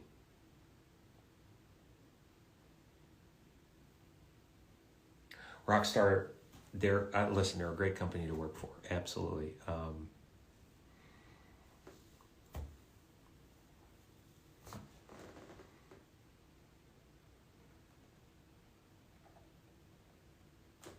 Absolutely. What things were not cut that you thought would have been? One of my favorite scenes is after they rescue Sean and they have the Horseshoe Overlook party. They're like, let's let loose and drink. And that scene where just Bill and John are at the table, and it's that dialogue. We kind of did that. We got that, and we only did like 2 takes of it. And then they said, okay, moving on.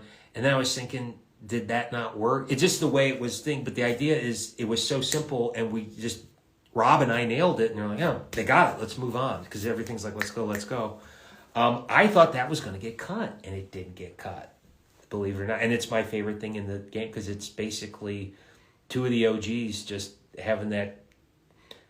It's just that moment where it also adds more depth to where they end up in the original game, and it's my favorite scene that I shot. And there are some things that I love, but I think I'd say it's my favorite because there were more that I was like really giddy about.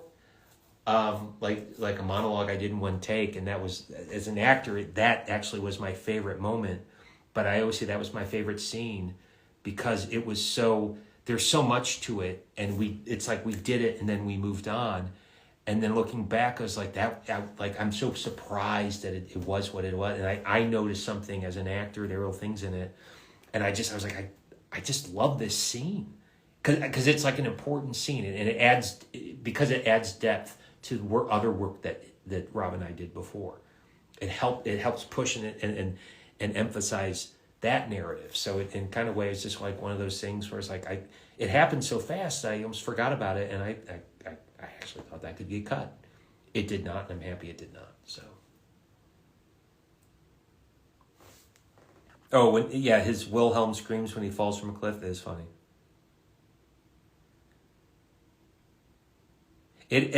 Mole, it still is, but there's a lot of stuff, and the funny thing is, I'll go back. Some of the most fun stuff is there's scenes when about chapter 4 or 5. I would say chapter 4 is the stuff with Cain the dog, and also it's in chapter 3. I guess it depends when you first find Cain, but Bill had some really tender moments with Cain. And there's some moments that I've yet to see, and I think if I need to, this next playthrough, I want to play bit stuff where he's filming, he's petting Cain, and Arthur comes up, and Bill realizes and he just looks at Arthur, and he's like, I like dogs, and it's just Bill being nice. It's he really liked Cain. And it's time where Bill puts his guard down, is affectionate, and doesn't care what people think. It's just he too feels like a mutt, and he has that link with Cain's like, I get it. And so that's it, and those are real sweet moments. And it was a real dog in a mocap suit. It was adorable. But it's little things like that where it's like, we love that. That was fun.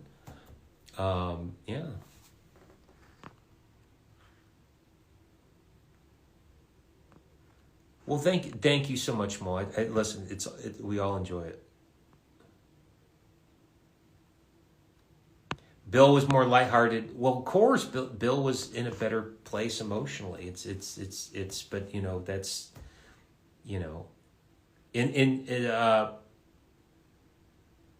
when they're at mission where in Red Dead in the first game, when after John gets back to Beecher's Hoe and he takes Jack to McFarland Ranch for the first time so they can get new cattle and stuff, and he's like, did you see Uncle Dutch and Uncle Bill? And you won't be seeing them again. And what happened? He's like, they're just good men that turned bad. And I think from that point, it's like they weren't always like the way you saw them. And that's a great thing about the prequel. It's like, well, how were they? It's like, well, you're going to find out. And then that's what it was. So it gave me a choice as an actor to develop that and say, okay, we're gonna see this, and it allowed me to flesh out and make him more dimensional. And I don't know if a Red Dead 3 is going to happen. If I have the absolute privilege and honor to play Bill again in a prequel, if that were to happen, I don't know. And I can't count on it. I'm just lucky to be part of what I've been part of. But if that were to happen and I'd have an opportunity to further flesh out Bill, I would be honored. I would be honored. And it would be fun. And then we get to explore more. So I don't, these questions, is there going to be a movie? What they're going to do? Would they do an animated series? And could they do this? Would there be a number 2? I don't, these are all great questions. I love them. I don't get upset with them because it's like, you guys are excited about it. So maybe that will help in return there be more in the future. I don't know. I'm out of the loop now. We don't know. But I hope that's the case. That would be great. I would love to return to it.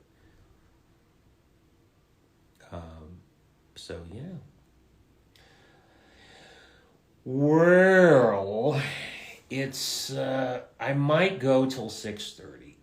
You guys, I really having a good time chatting with you guys. I please know that I'm giving you a little extra more time. You can't say I didn't give you time on this weekend. It's like you got the full. A lot of people believe Bill is so angry because he is closeted. What are your thoughts on this? It's, I've talked about this many times in the last 2 days, but I'll say it again if you're just signing on Honey and Darling. I think he could be a lot of things. I think it's best left if it's ambiguous. Bill could be in that community. It doesn't mean he's gay. There wasn't a term for it. He could be bisexual. he might be asexual or pansexual, and there was no term for that. They would just say you're gay. But there just could be different levels to it, and we don't know. This is the Old West. It's not the knowledge of what we have today. But it could be any one of those. And I think if you leave it ambiguous, the people in the gaming community that might land in those categories, they could have a better understanding. They could easily fit in that empathetic role. And it's like, well, I understand. I don't know, but he could be me. He could be this. He could be that. I just think it's better if it's left ambiguous. And I think that's what the writing team and the creators had in mind. And it still works without knowing the answer. Whether an answer, it's not for me to say. I play Bill as Bill. And I know who Bill is. I think anyone is more than their, not that it's not important, but I think a true person is so much more than anyone it will always be more than who they choose to care to love. What do they like? What do they dislike? What are their hobbies? How do they see the world? What makes them angry? Every person is defined, whether they're through many attributes. So the idea is Bill will still be Bill, whether he's straight, gay, bisexual. Bill's angry because Bill is insecure, or Bill feels like he was cheated. He's frustrated. He's not taken seriously. That doesn't change whether you're gay or straight or whatever. And that's what's important to the character. So I would say, I don't want to go, and it's not like I'm going in a rant saying it's not important. Well, no, it does mean something, but it's not my job to pin down what that is. There are hints there, and it makes for great storytelling because you're, as a player, you fill in the blanks. If Rockstar were to make, I've said this before, if Rockstar were to make another prequel and that we're going to reveal the specificities of his orientation and do that, then if that challenge comes as an actor, I will take that and I will approach it with professionalism and sincerity and still be true to the character that I've gotten to portray twice before. But there's no answer. The true answer, and if you watch the Dan Allen gaming interview I did a few months ago with Rob and stuff in the playthrough, I think Dan turned it into a TikTok, and he said it. I said it as best I could, and he edited it so it's there for repeat viewing. Is the truth is the orientation of Bill Williamson, the sexual orientation, it really is what the writers and creators of Rockstar Games and Rockstar Studios say he is, if they choose to say. That's the correct answer. But I think it's best left ambiguous. And by doing so, it includes more people that might be drawn to the character. That's my answer right there. So, happy birthday, Chris. And anyone asking that question, I hope, and it keeps getting asked, and sometimes it's like, they're asking it again. But I have to remind myself, it's like, this could be a 13, 14-year-old kid come out. They were too young a few years ago to play. They're just being played now, so they're just jumping on. And I don't want to harp because this is new territory for you. So I don't. I get asked that question a lot, and that I always feel that's the most sincere answer. But that's the answer I mean. I think that's there we go. Thank you so much, Mo. I appreciate it. I try to do service. I'm glad that I was able to contribute in bringing a great character to life. I'm very honored, and I take that seriously. I'm humbled. I got to do something that a lot of actors just dream of, and it doesn't. The fact does not float past me. So I'm glad. I'm very glad.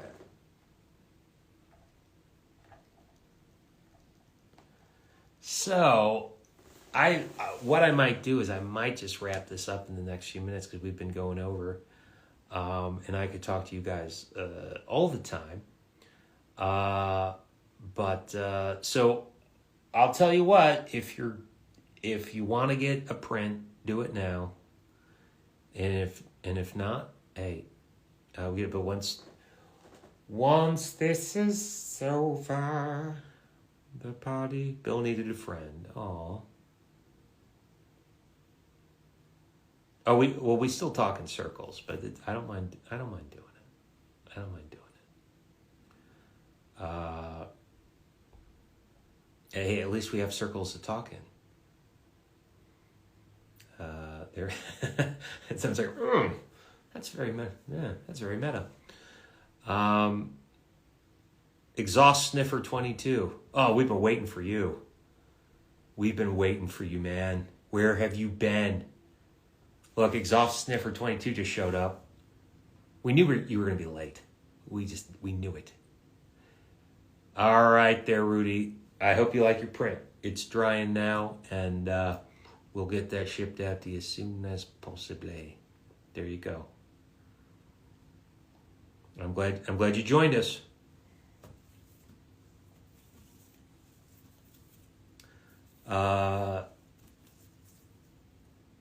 Who else? Jim Santangeli. Jim works. Oh, I'll tell you what. Go to IMDb and look up Jim Santangeli, and he's done some awesome. He's done some really cool stuff. He has. Ben has. Kylie has. Jim has. Some of the cast, their resumes are outstanding. It's like, I think that's, so I think it's very awesome.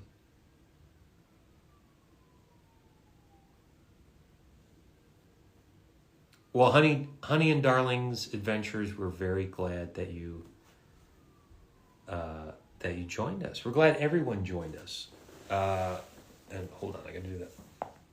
Oh, that was an echo chamber of a loud back crack, like a. I love this Austin t-shirt. I freaking love this shirt. And then I have these Red Dead shirts hanging in the background. I love these shirts too, but I also love the one I'm wearing.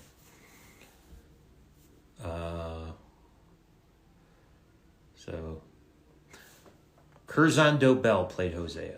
And Curzon, someone's asked, he's not on social media. He's an older gentleman who scoffs at the modern technology.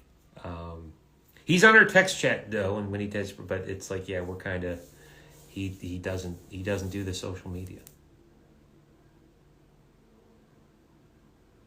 No, I'm wearing it. Aren't I? Clay Hayton's joined us. Hey, Clay.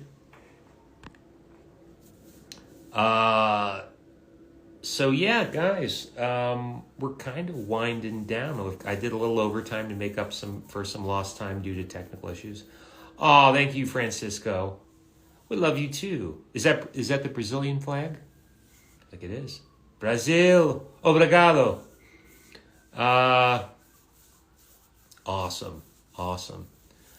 But yeah, we're doing a wind down. Technically the store is still open.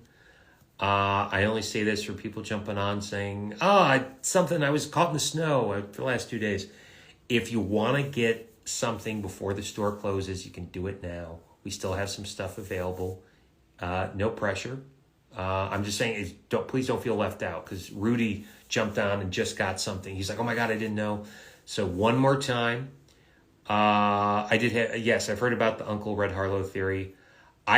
Uncle is not Red Harlow, but I think he did know him in the youth. And I think that would be a great story to explore, that like after the events of Revolver, Red Harlow meets the man who becomes Uncle, because he had a birth name. It wasn't Uncle. Now that story I'd love to hear. But again, if a bunch of people are just signing on right now. If you're just signing on right now, like right now, you're just signing on and you're just being aware of the Streamily event, We are in the last throes of it. The store is still open. We've had some stuff sell out, but we still have things in different price ranges available. And if you want to get something before we sign off, go to my IG page, click my bio where it says Linktree, keep clicking through the blurry green thing. It says continue, go through. You'll see elongated oval buttons. The top one is for this Streamily event. Click on it. It'll take you to my Streamily store, and you can buy prints, and I'll sign them for you here live. We are live. It's 6:30 p.m. Pacific time here in California. The store's still open, but you have to do it now because we're winding down. So I'm just throwing that out there. I don't want anyone to feel left out, but we did have some stragglers. Rudy came in. He just hopped, and we got Rudy before it was too late. So I just don't want anyone to miss out. If not, we can sit and chat a little bit longer, but not too much longer, because I'm going a bit overtime on this, just because I had to take some extra long breaks, and I had some technical issues. So there you go. The actor who played, I have to see on IMDb. I never worked with him. Yes, the actor who played Colm. Shit. I'd have to look it up. But I think he was great. He was great. I never got to work with him.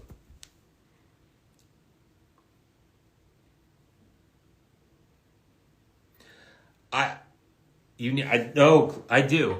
I'm drinking a Bud Light.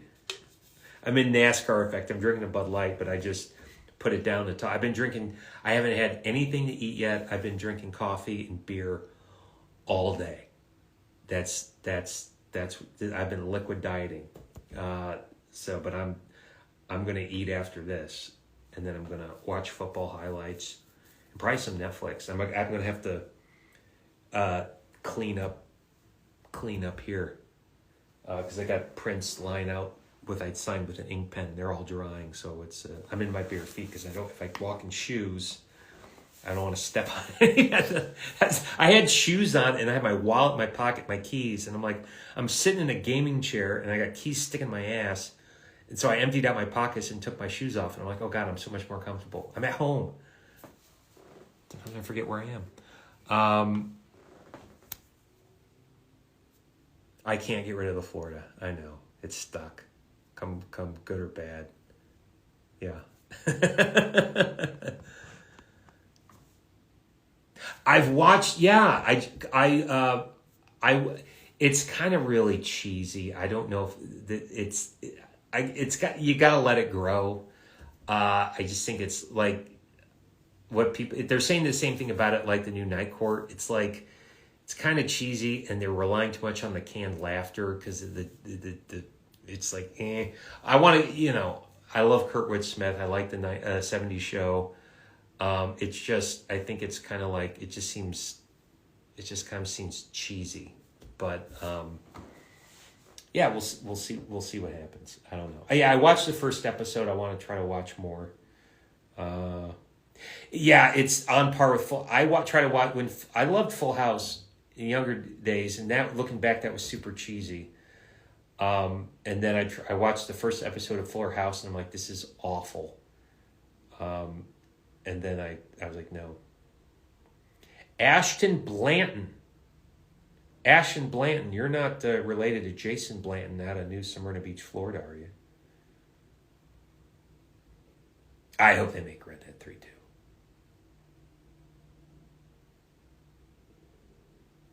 Any other great 90s, 80s TV show? Yeah, man. If you're young, and I'm not talking about the new, like, reboot continuation on NBC, but if you've never seen the original Scott Bakula, Dean Stockwell series, Quantum Leap, stop freaking talking to me and go watch Quantum Leap. Quantum Leap, I love Quantum Leap. In high school, in the early 90s, Star Trek Next Gen and Quantum Leap, my bread and my butter. Great shows. Good night, but I'll stick. All right, I'll stick. He's like, Clay's like, facts. I've seen Wedding Crashers, absolutely.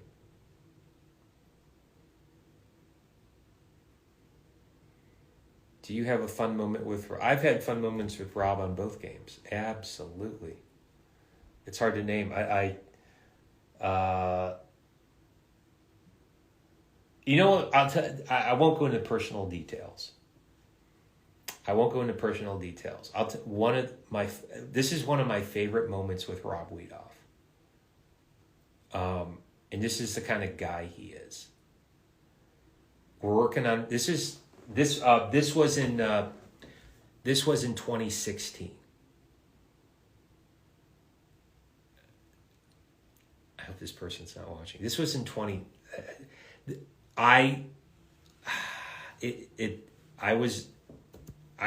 let's say I was kind of, it had to do with a relationship. I don't talk about personal life, but it had to do with a relationship at the time. And it just gotten out of it. And we were taking the train because we were doing ADR and actual voiceover work, like stuff on horseback, at the headquarters in Manhattan. Or Brooklyn, but we were going to Rockstar headquarters to do that, and so I think that's right. Or we were, or it was a day off, and we were meeting. I think it was a day off. No, we weren't going. It was a day off, but we were meeting. I think we were meeting Roger in the city because we were going to go see IMAX. It's when Dunkirk came out, so I think we were meeting up in the city to get drinks and to go watch Dunkirk at the IMAX in somewhere there by Madison, the IMAX near Madison Square Garden. And it'd been a couple months since I got out of this, let's say I got out of this relationship. And I think maybe Rob heard me talking to either Ben or someone about it. And we're just sitting in a train killing time, so I was just going off in the details, like, oh, well, what happened with the thing? And I heard this story. And he was such a gentleman about it because he's just a friend. He just let me, I basically just, we've become very good friends, and he just let me just voice whatever on this train ride. And he just listened. He just being a great listener. And it's just, and then I was like, Jesus, I just ruined this train. I just griped to you about, whatever. And we're on a train, so we can't smoke, or he could have a Diet Coke, he couldn't smoke. So it's just like the fact that he couldn't have a cigarette while I'm just like doing this thing. Ended up okay, it's just two guys chatting, but I just remember that because it's just one of the things where it's just like, you just took the time, man, and you just let me get this off my chest. And it was great, and I felt better, and he just a friend listening.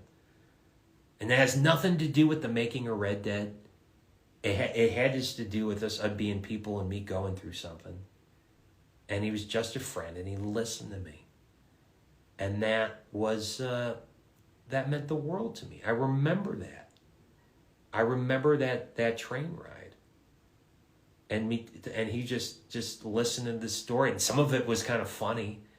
And just like, holy shit, I can't believe that happened. But and everything, it's all in the past now. But it's just one of the things that that was one of the most genuine moments.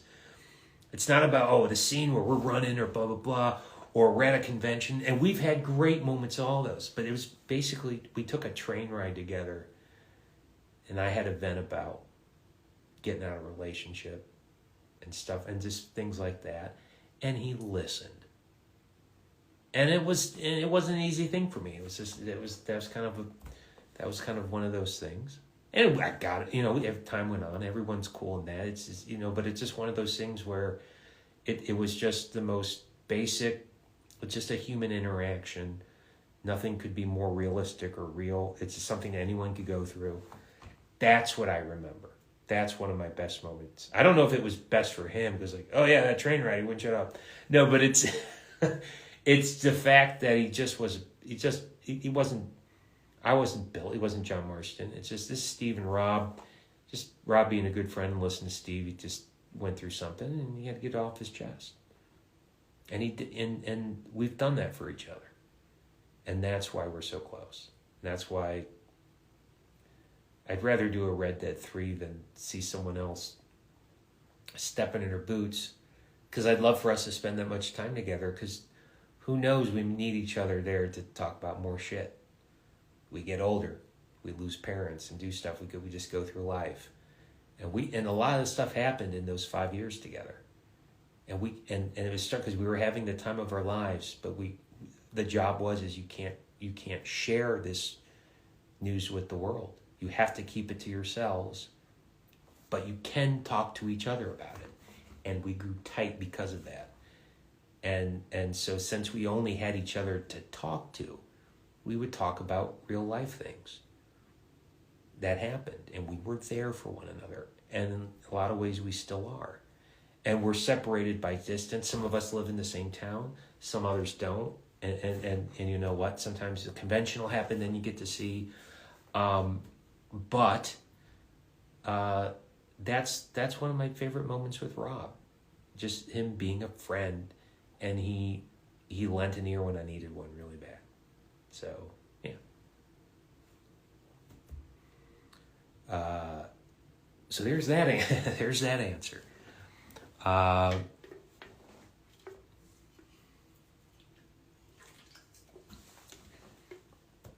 that's on the record now, that story. So there might be someone on social media there's a person that's going to see that video and it's like, oh yeah, you were talking about me. And I'm going like, yeah, I was. You know I was. So we've moved past it. It's okay. But we're just humans. We go through shit like you guys do. But I'm on the internet forever. I don't think that anything was said no one's thrown under the bus. And it's just, it's just, hey, this is how it is. Yes, I'll tell you what, one of my proudest moments of being involved in Red Dead Redemption is that we made the South Park lexicon. We were high-fiving each other when that came out, because we're like, we're on South Park. And it was a couple of shows. Big Bang Theory did reference Red Dead. South Park did, but the South Park stuff, we wear that up with honor. We wear that with honor. That was awesome. We were very, very proud of that moment.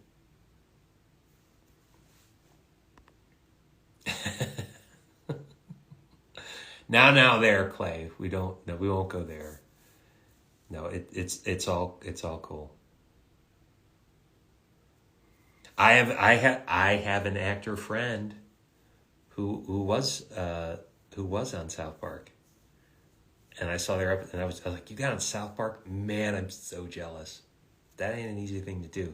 He played a news reporter on South Park, and it's like, dude, that's awesome.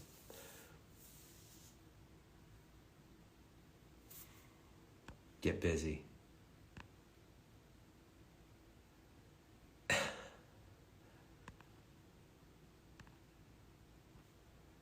So yeah. Well, let me refresh. I think the store's closed, guys. Oh wait, hold on. Do we have one more? Yeah, I left it open. I mean, it still might be open. Thank you, Clay. I've known Clay for several years. Clay, I've known his older sister Courtney since Courtney and I were teenagers. We did college theater together. Clay was in the same theater department as Courtney and I was at Daytona State College, but he got in after we left. So we have similar origins. What's your favorite Red Dead mission? Of both games, or the first Red Dead. Wait a minute. This that I'm in playing Bill, or just as a gamer that I just like playing.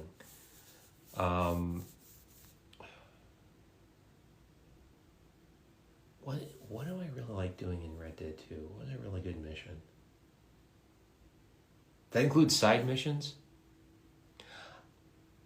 I like getting the legendary fish. Those are fun.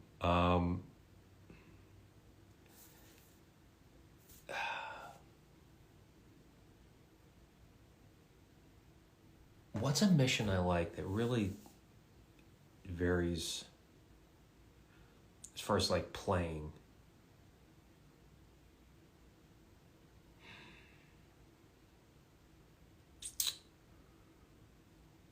Like when I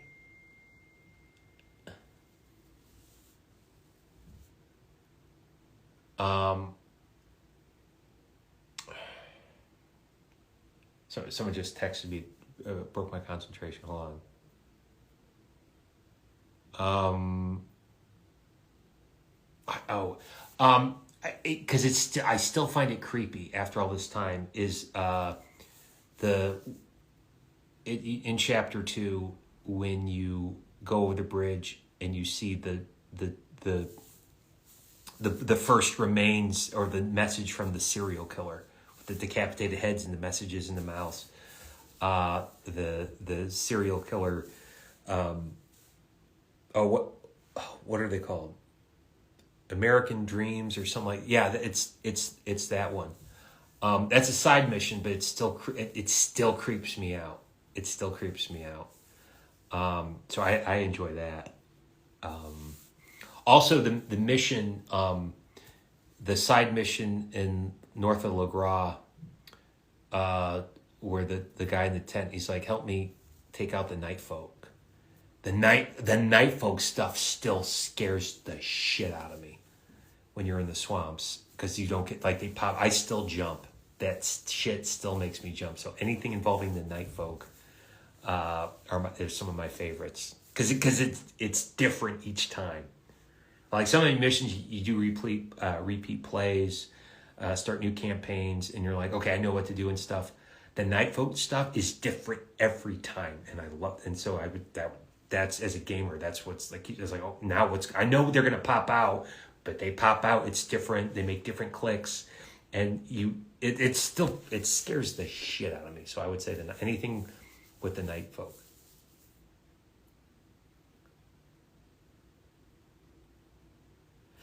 Well, yeah, that's some creepy.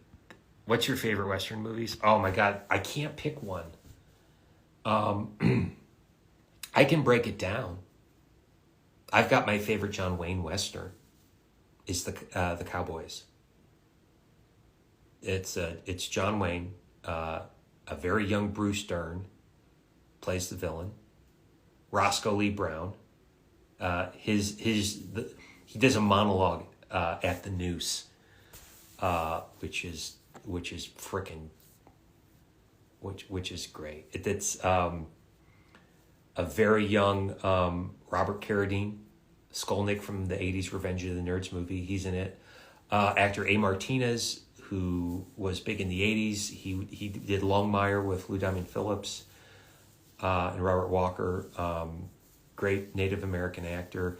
He was very young. It's kind of like it was really like a precursor to the 80s movies Young Guns, but the Cowboys, it really is. It's like it was Young Guns of the 1970s, but it was a very controversial movie at the time because of what happens to John Wayne's character, which was that it's like, you can't do that to John Wayne. I don't want to say, but you know who scored the movie? It was one of the first film scores of John Williams.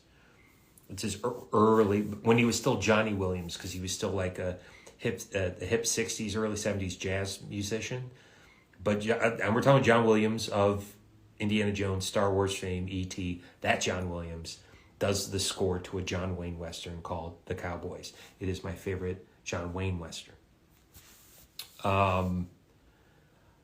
So many westerns of Clint Eastwood, but one that I like, that my dad and I like, anytime Joe Kidd is on with my dad, because the scene where he's hiding from the Mexican banditos, and there's one guarding that adobe tower, and he's at the top and he's taking him out, so he lowers a clay pot on the rope, and it's this great cinematography where he hears a whoosh, but he's not. He's like looking, and he's not paying attention.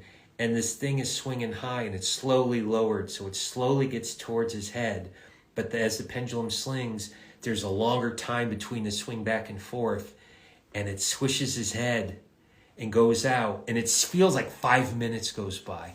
But if you just imagine the sway of the pendulum, and then he looks, and it comes the other way and takes him out. But that is so well shot that anytime my dad's like, the clay pot, see Joe Kidd, they're doing the clay pot, and it's just because it's just great cinematography, it's great filmmaking, and so anytime Joe Kidd is on TV, if I'm back and forth visiting my dad, he's like, "Hey, Joe Kidd's on, that scene's coming up," and we watch that scene because that's just like my dad's like, that's great filmmaking, that's just a great shot, so that's just one of those things that I enjoy.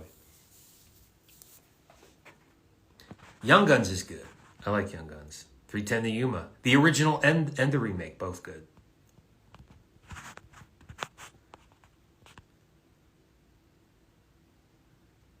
A movie called Rango.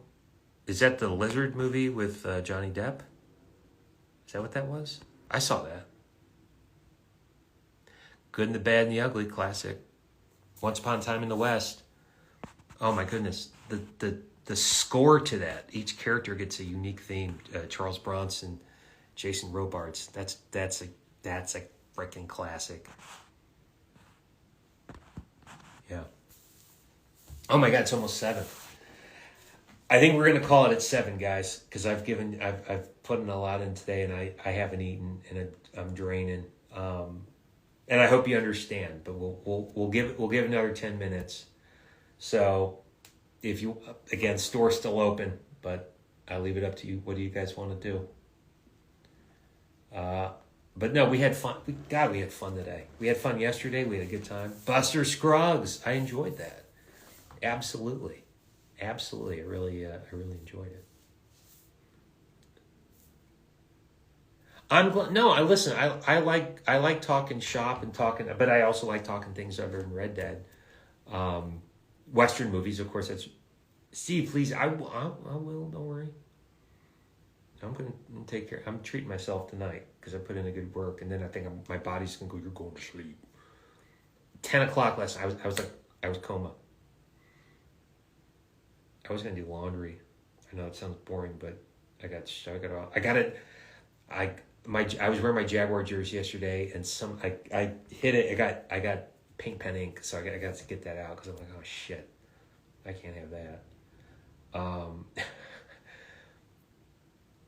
I remember, I'll tell you what, Mole the Millionaire, I saw Silverado when it came out in the theater. I was visiting my grandparents at the Paris Theater in upstate New York, the Paris Theater in Utica, New York. I saw Silverado there in '85, and the year before that, I saw Ghostbusters at the Paris Theater in Utica when it came out. I saw quite a few theaters at the movies. I was visiting, my grandfather had died the November before on my 14th birthday, but I was going up to see my grandmother. So this was the year after, this around November, December of 1990. And we went to the Paris Theater and we saw Patrick Swayze in Ghost at the Paris Theater. If you're from upstate Utica and you remember the famous Paris movie house, that's where I saw Silverado. I saw Ghostbusters there. I saw Ghosts there. What else did I see there? Probably a few other things. Yeah.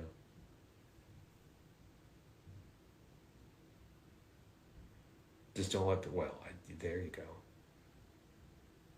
Have I seen Zulu? The movie or the series? I think I have. Shaka Zulu? I'm trying to remember. I'd have to look it up. But yeah, I saw one of them.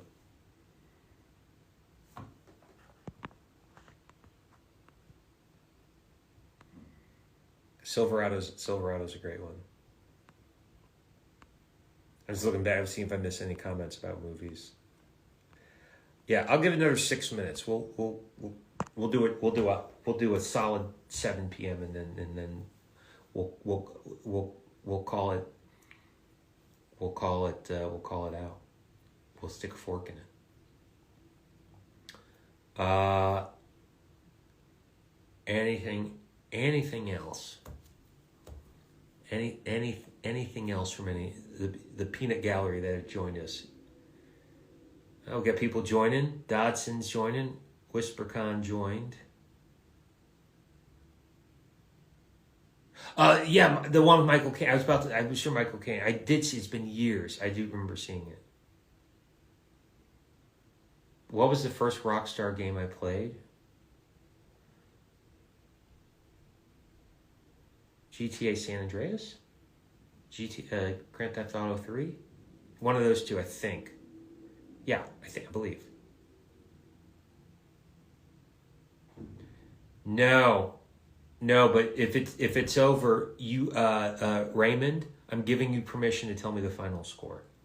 It's okay. Who won? I'm giving Raymond Double D the permission to tell me the outcome of the Cowboys game right now. You can tell me the score and the outcome. You have my permission. I'll still go back but you can tell me. The answer is no, but now I'm. They are. I don't think they're out. This is for Dodson 593. Go to rockstargames.com. Go to the warehouse. Go to the very bottom, the Red Dead collection, and they're like $200. But yes, they still have them. San Francisco won. Oh, thank God. Yeah, I'm not saying the Cowboys lost.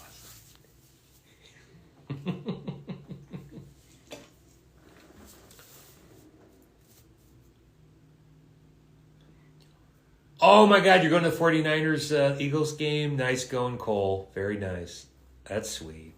That's pretty good.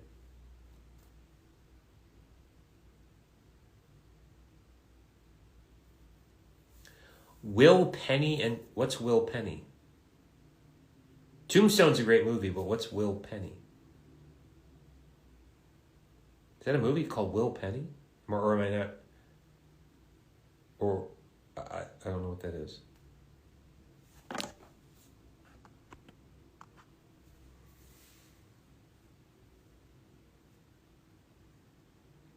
The Vanderlyn gang against the British authorities in Australia. Holy shit. Jesus, that'd be good Lord, that'd be a brawl.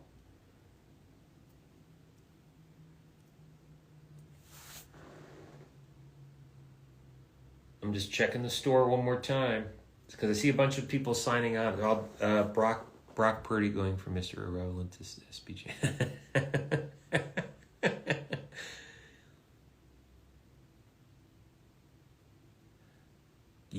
The Niners got a good defense, man. Yeah.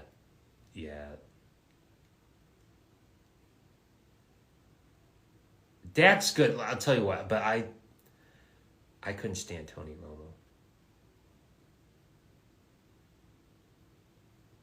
Will Penny? I've never been to Australia. I would love to go. I'd also like to go to New Zealand and do the Hobbit, the Middle Earth tour. Yeah, I said that. Yes, I would. I would do the Middle Earth tour. Don't judge me. What's your favorite Marvel character? Spider-Man. I can tell you who my favorite DC character is. My two favorite DC characters. Lobo and Blue Devil. I had every issue of Blue Devil in the 80s. Then I sold that. I still have a collection. They're over here. I posted some of my Roger was going through his collection. He had the Robin miniseries of the early 90s, and then I had the Robin 2 with the hologram. And I know you saw that post, but I was digging through my comics. I was like, oh, Roger still has this. I said, I have all the hologram covers of the Robin 2 series, and then I posted them. But I got my collection. What's left? I used to have a much bigger collection, and over the years I sold it. It's just so much stuff. But I've still got a few long boxes that are in my closet over here. I'm staring at that are just stored away. I got some good shit. Cameron, where have you been, dude? Yesterday I was wearing Jacksonville Jaguars, all stuff. College football, Florida Gators, NFL, Jacksonville Jaguars, NBA, Orlando Magic. Because I'm from Florida, so that's my team. It's like, if you were here yesterday, what year is this? I said, what year the Tony, in all the years he played, I didn't like him. So that's there you go. Go Gators. They're got to rebuild. They had an abysmal year. It's bad. The Magic are still good, but they are building towards something. They are like where the Jags were 2 years ago. It's going to take them a few years, but I think they're on the right track. Yeah, no, because Kevin had done work with Celebworks, and that was very, very sad news. Unfortunately, there's a lot. Celebworks, as far as that's who I work with conventions, and as for my appearance manager. We've lost a lot of clients this year, in the last couple of years. Unfortunately, some great legends in acting, in voiceover work, and it's very unfortunate, But yeah, Batman won't be the same. People say he was the best Batman. I'm not going to disagree with him. Yeah, no, but you know what? As far as Jacksonville Jaguars, I can't be upset with them. I can't be ashamed. They did a great job. They have nothing to hang their heads up. They were 3-7, ended up 10-9. They ended up with 10 wins. They won their division. They have nothing to be ashamed of. They hang your heads high, man. Division winners. So much improvement coming out of the mess that was the Urban Meyer fiasco from last year. That was the best 180 in NFL history for a team. It really was. If you're a Jacksonville fan or Florida football, they have nothing to be ashamed about. Absolutely nothing. I'll say hi. Yeah, we didn't. Pete didn't. Pete came on and was in the comment section. And Ben, we talked to Ben yesterday. Maybe something came up with Roger. I know he's busy with the family, so something came up. But I'll talk to him. I'll say hi. I'm from Sarasota, Florida originally. What other sports teams do you root for? The Gators, the Jaguars, the Magic. My family's originally, I was born in upstate New York, so my cousins, the children of my dad's sisters and brother, they do Giants and Buffalo, but my dad grew up when I was really young, my dad was a New York Giants fan, with the Phil Simms years, so we would watch Giants football. So Giants is the secondary team. So yesterday it was watch Jags, and then I was well, my secondary NFL team I'd say is the Giants because of family. Oh, and my dad went to Syracuse University. So when it comes to college basketball, it's Florida Gators, the basketball team, and then it's the Syracuse Orange. I will still say Orange Men. I'll say the Orange Men. Because now it's just the Orange. It's just the Orange Men. That's what I know them as. But yeah, it's Syracuse and Florida for college basketball.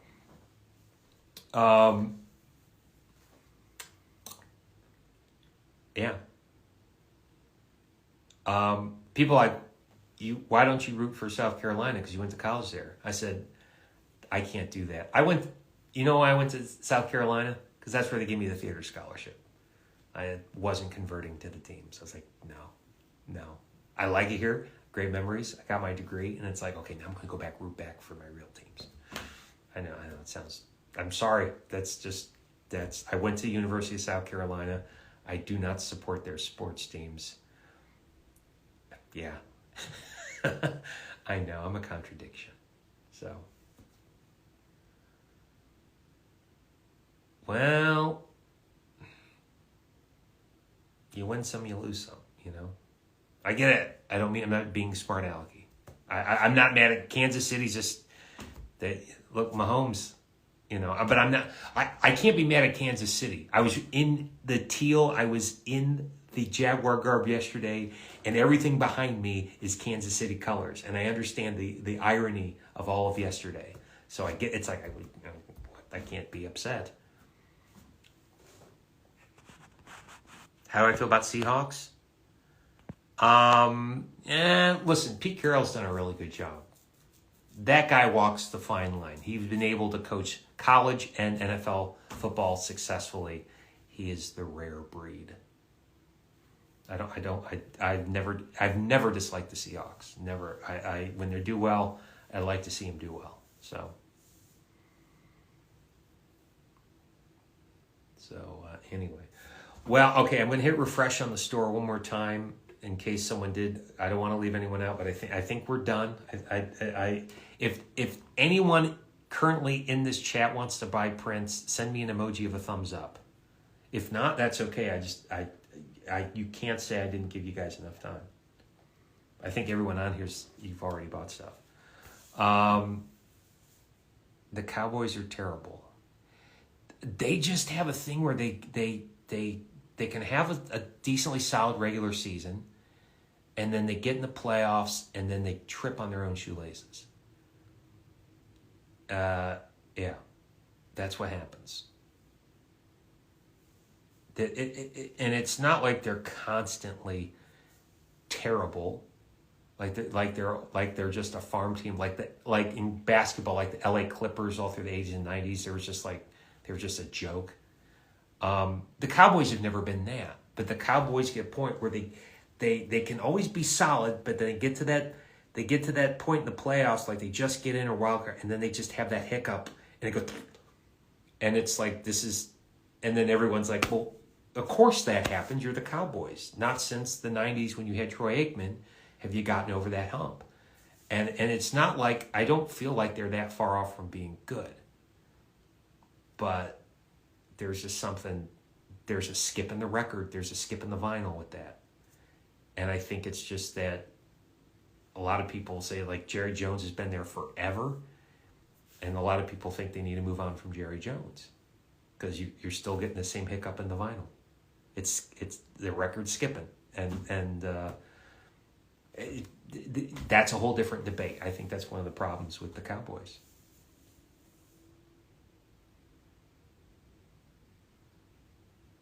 Well, listen, the Bucks. Do I love Messi? I don't have a problem with Messi. I think, you know what? I don't know what's going to happen with Brady.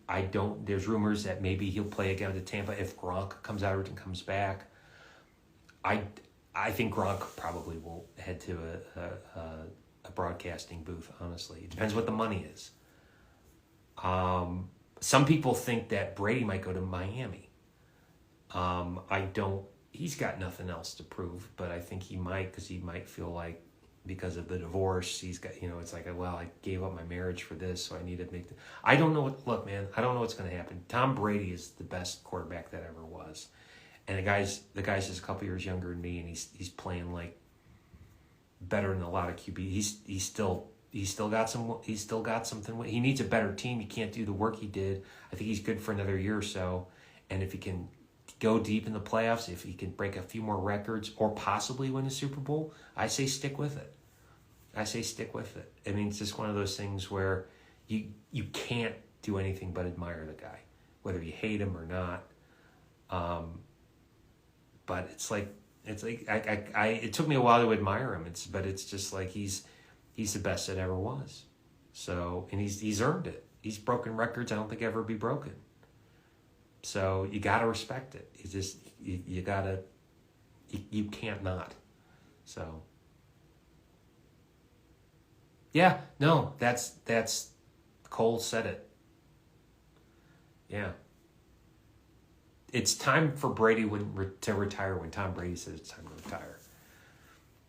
it's time for him to retire when he decides he decides to retire and then stay retired is probably what I should say.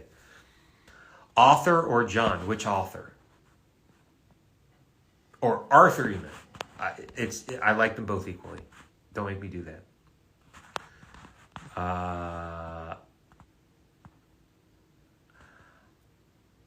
No, I don't.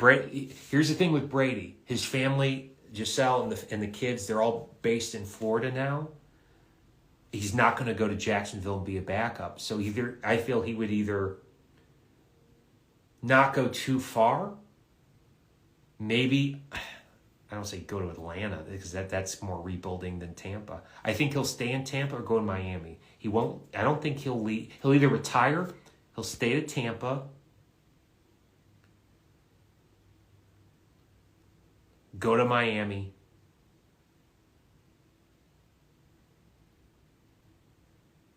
He'll retire, stay in Tampa, go to Miami.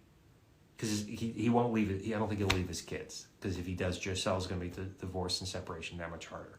I think it's going to be one of those three things. Yeah. And one of the reasons he picked Tampa is because Giselle said, I would want to live in Florida. I don't. That's where they wanted to root the family. So there's that, I could be wrong. What the hell do I know? I don't think he's going to come out west. I think that would be too much strain on the strain he already has. Unless he said, I'm going to do it for 1 year, give me all your money, and then I'm putting in everything, and then after this year, I have him retire. He could do that, but I can't. If he wants to play another couple of years, he's going to stay in the state of Florida. That's my opinion. You don't have to. No, don't feel pressured. Because you can just join the party and we can talk. And I will be signing off in just a bit. But I'm just saying for people signing up, there were people that signed on earlier and they're like, I want to buy a print. I didn't know about this, which is hard for me. They're like, what do I do? How do I go? And that's why I say that. So if you want to buy the print, you can buy a print. But you're like, well, how do I do it? And I'm just doing. But if no one's pressured to buy anything, believe me. Cole said, yeah, it's like rock stars. Like, you'll know when I freaking tell you to know. Because I'm Tom Brady and that's what you know. Who knows? Tom Brady knows. Alrighty. Well, guys, we went. You cannot say I didn't give you guys the time you wanted in this Streamily. I think that I did this pretty well. I think I gave you my all this weekend. You guys are awesome, and. Here's a toast. Here's a toast to everyone that's still with us. Thank you for being part of this wonderful party. We had a party and you were part of the party, and I appreciate being part of the party. Yeah. So, thank you, Cole. Thank you.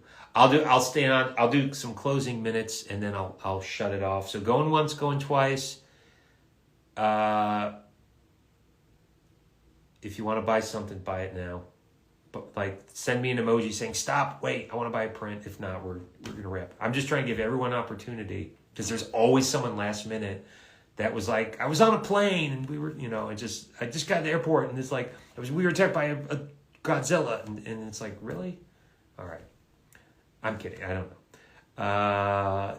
Everyone, listen, you're so welcome. I had a great time. I really enjoyed talking to you. Talking with you fans. You make me appreciate the fortune I've had in this career, and hopefully there's going to be stuff down the pike, down the road I can celebrate with you. We'll see how things pan out.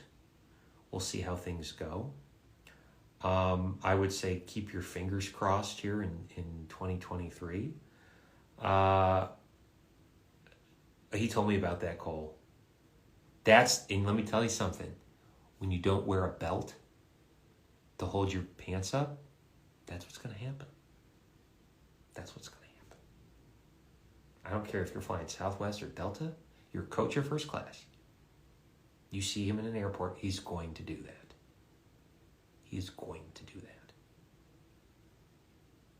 That's all I'm saying. Anyway, you guys were awesome. You can say he went 2 hours and 15 minutes over to make up. I basically, all the breaks I took in the last 2 days, I've made up for my breaks. It's like I gave you the solid 7 hours a day now. I gave you the time that was promised, and that's something I always promised to do. Because again, you fans mean so much to me, and yeah, it's one of those things, man.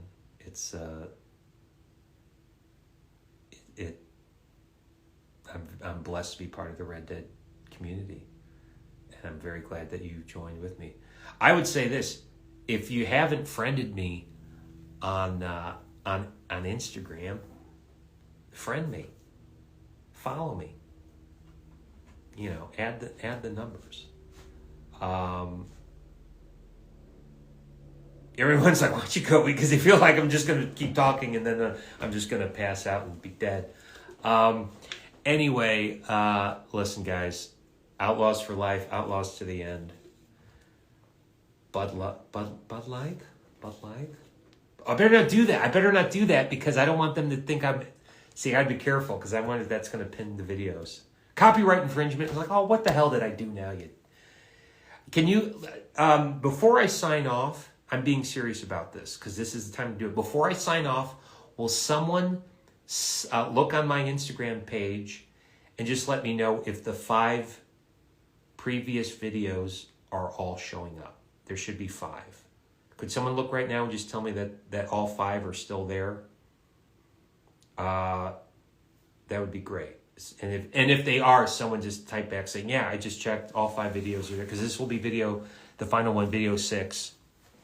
So just if someone doesn't mind looking and telling me if you see them there, might as well ask now. That would be great because we don't want. I see 5. Thank you, Cameron. I appreciate you doing that. I just want to make sure because some people are like, no, I already bought a print, but I'm at work and I couldn't see it, and I don't want someone to try to reach. It's like, they're disappeared again, because I don't want to deal with that garbage. Good. Okay, then my complaint to Instagram, I filed a report just saying I don't understand it. I guess it worked, so I don't want to cheat you guys. That's all. Good. All right, we're gonna leave it there. Everyone, thank you so much for this weekend. I'd like to thank CelebWorks and the crew there, Christopher Arsaga, Neri Lemus, everyone part of the CelebWorks team,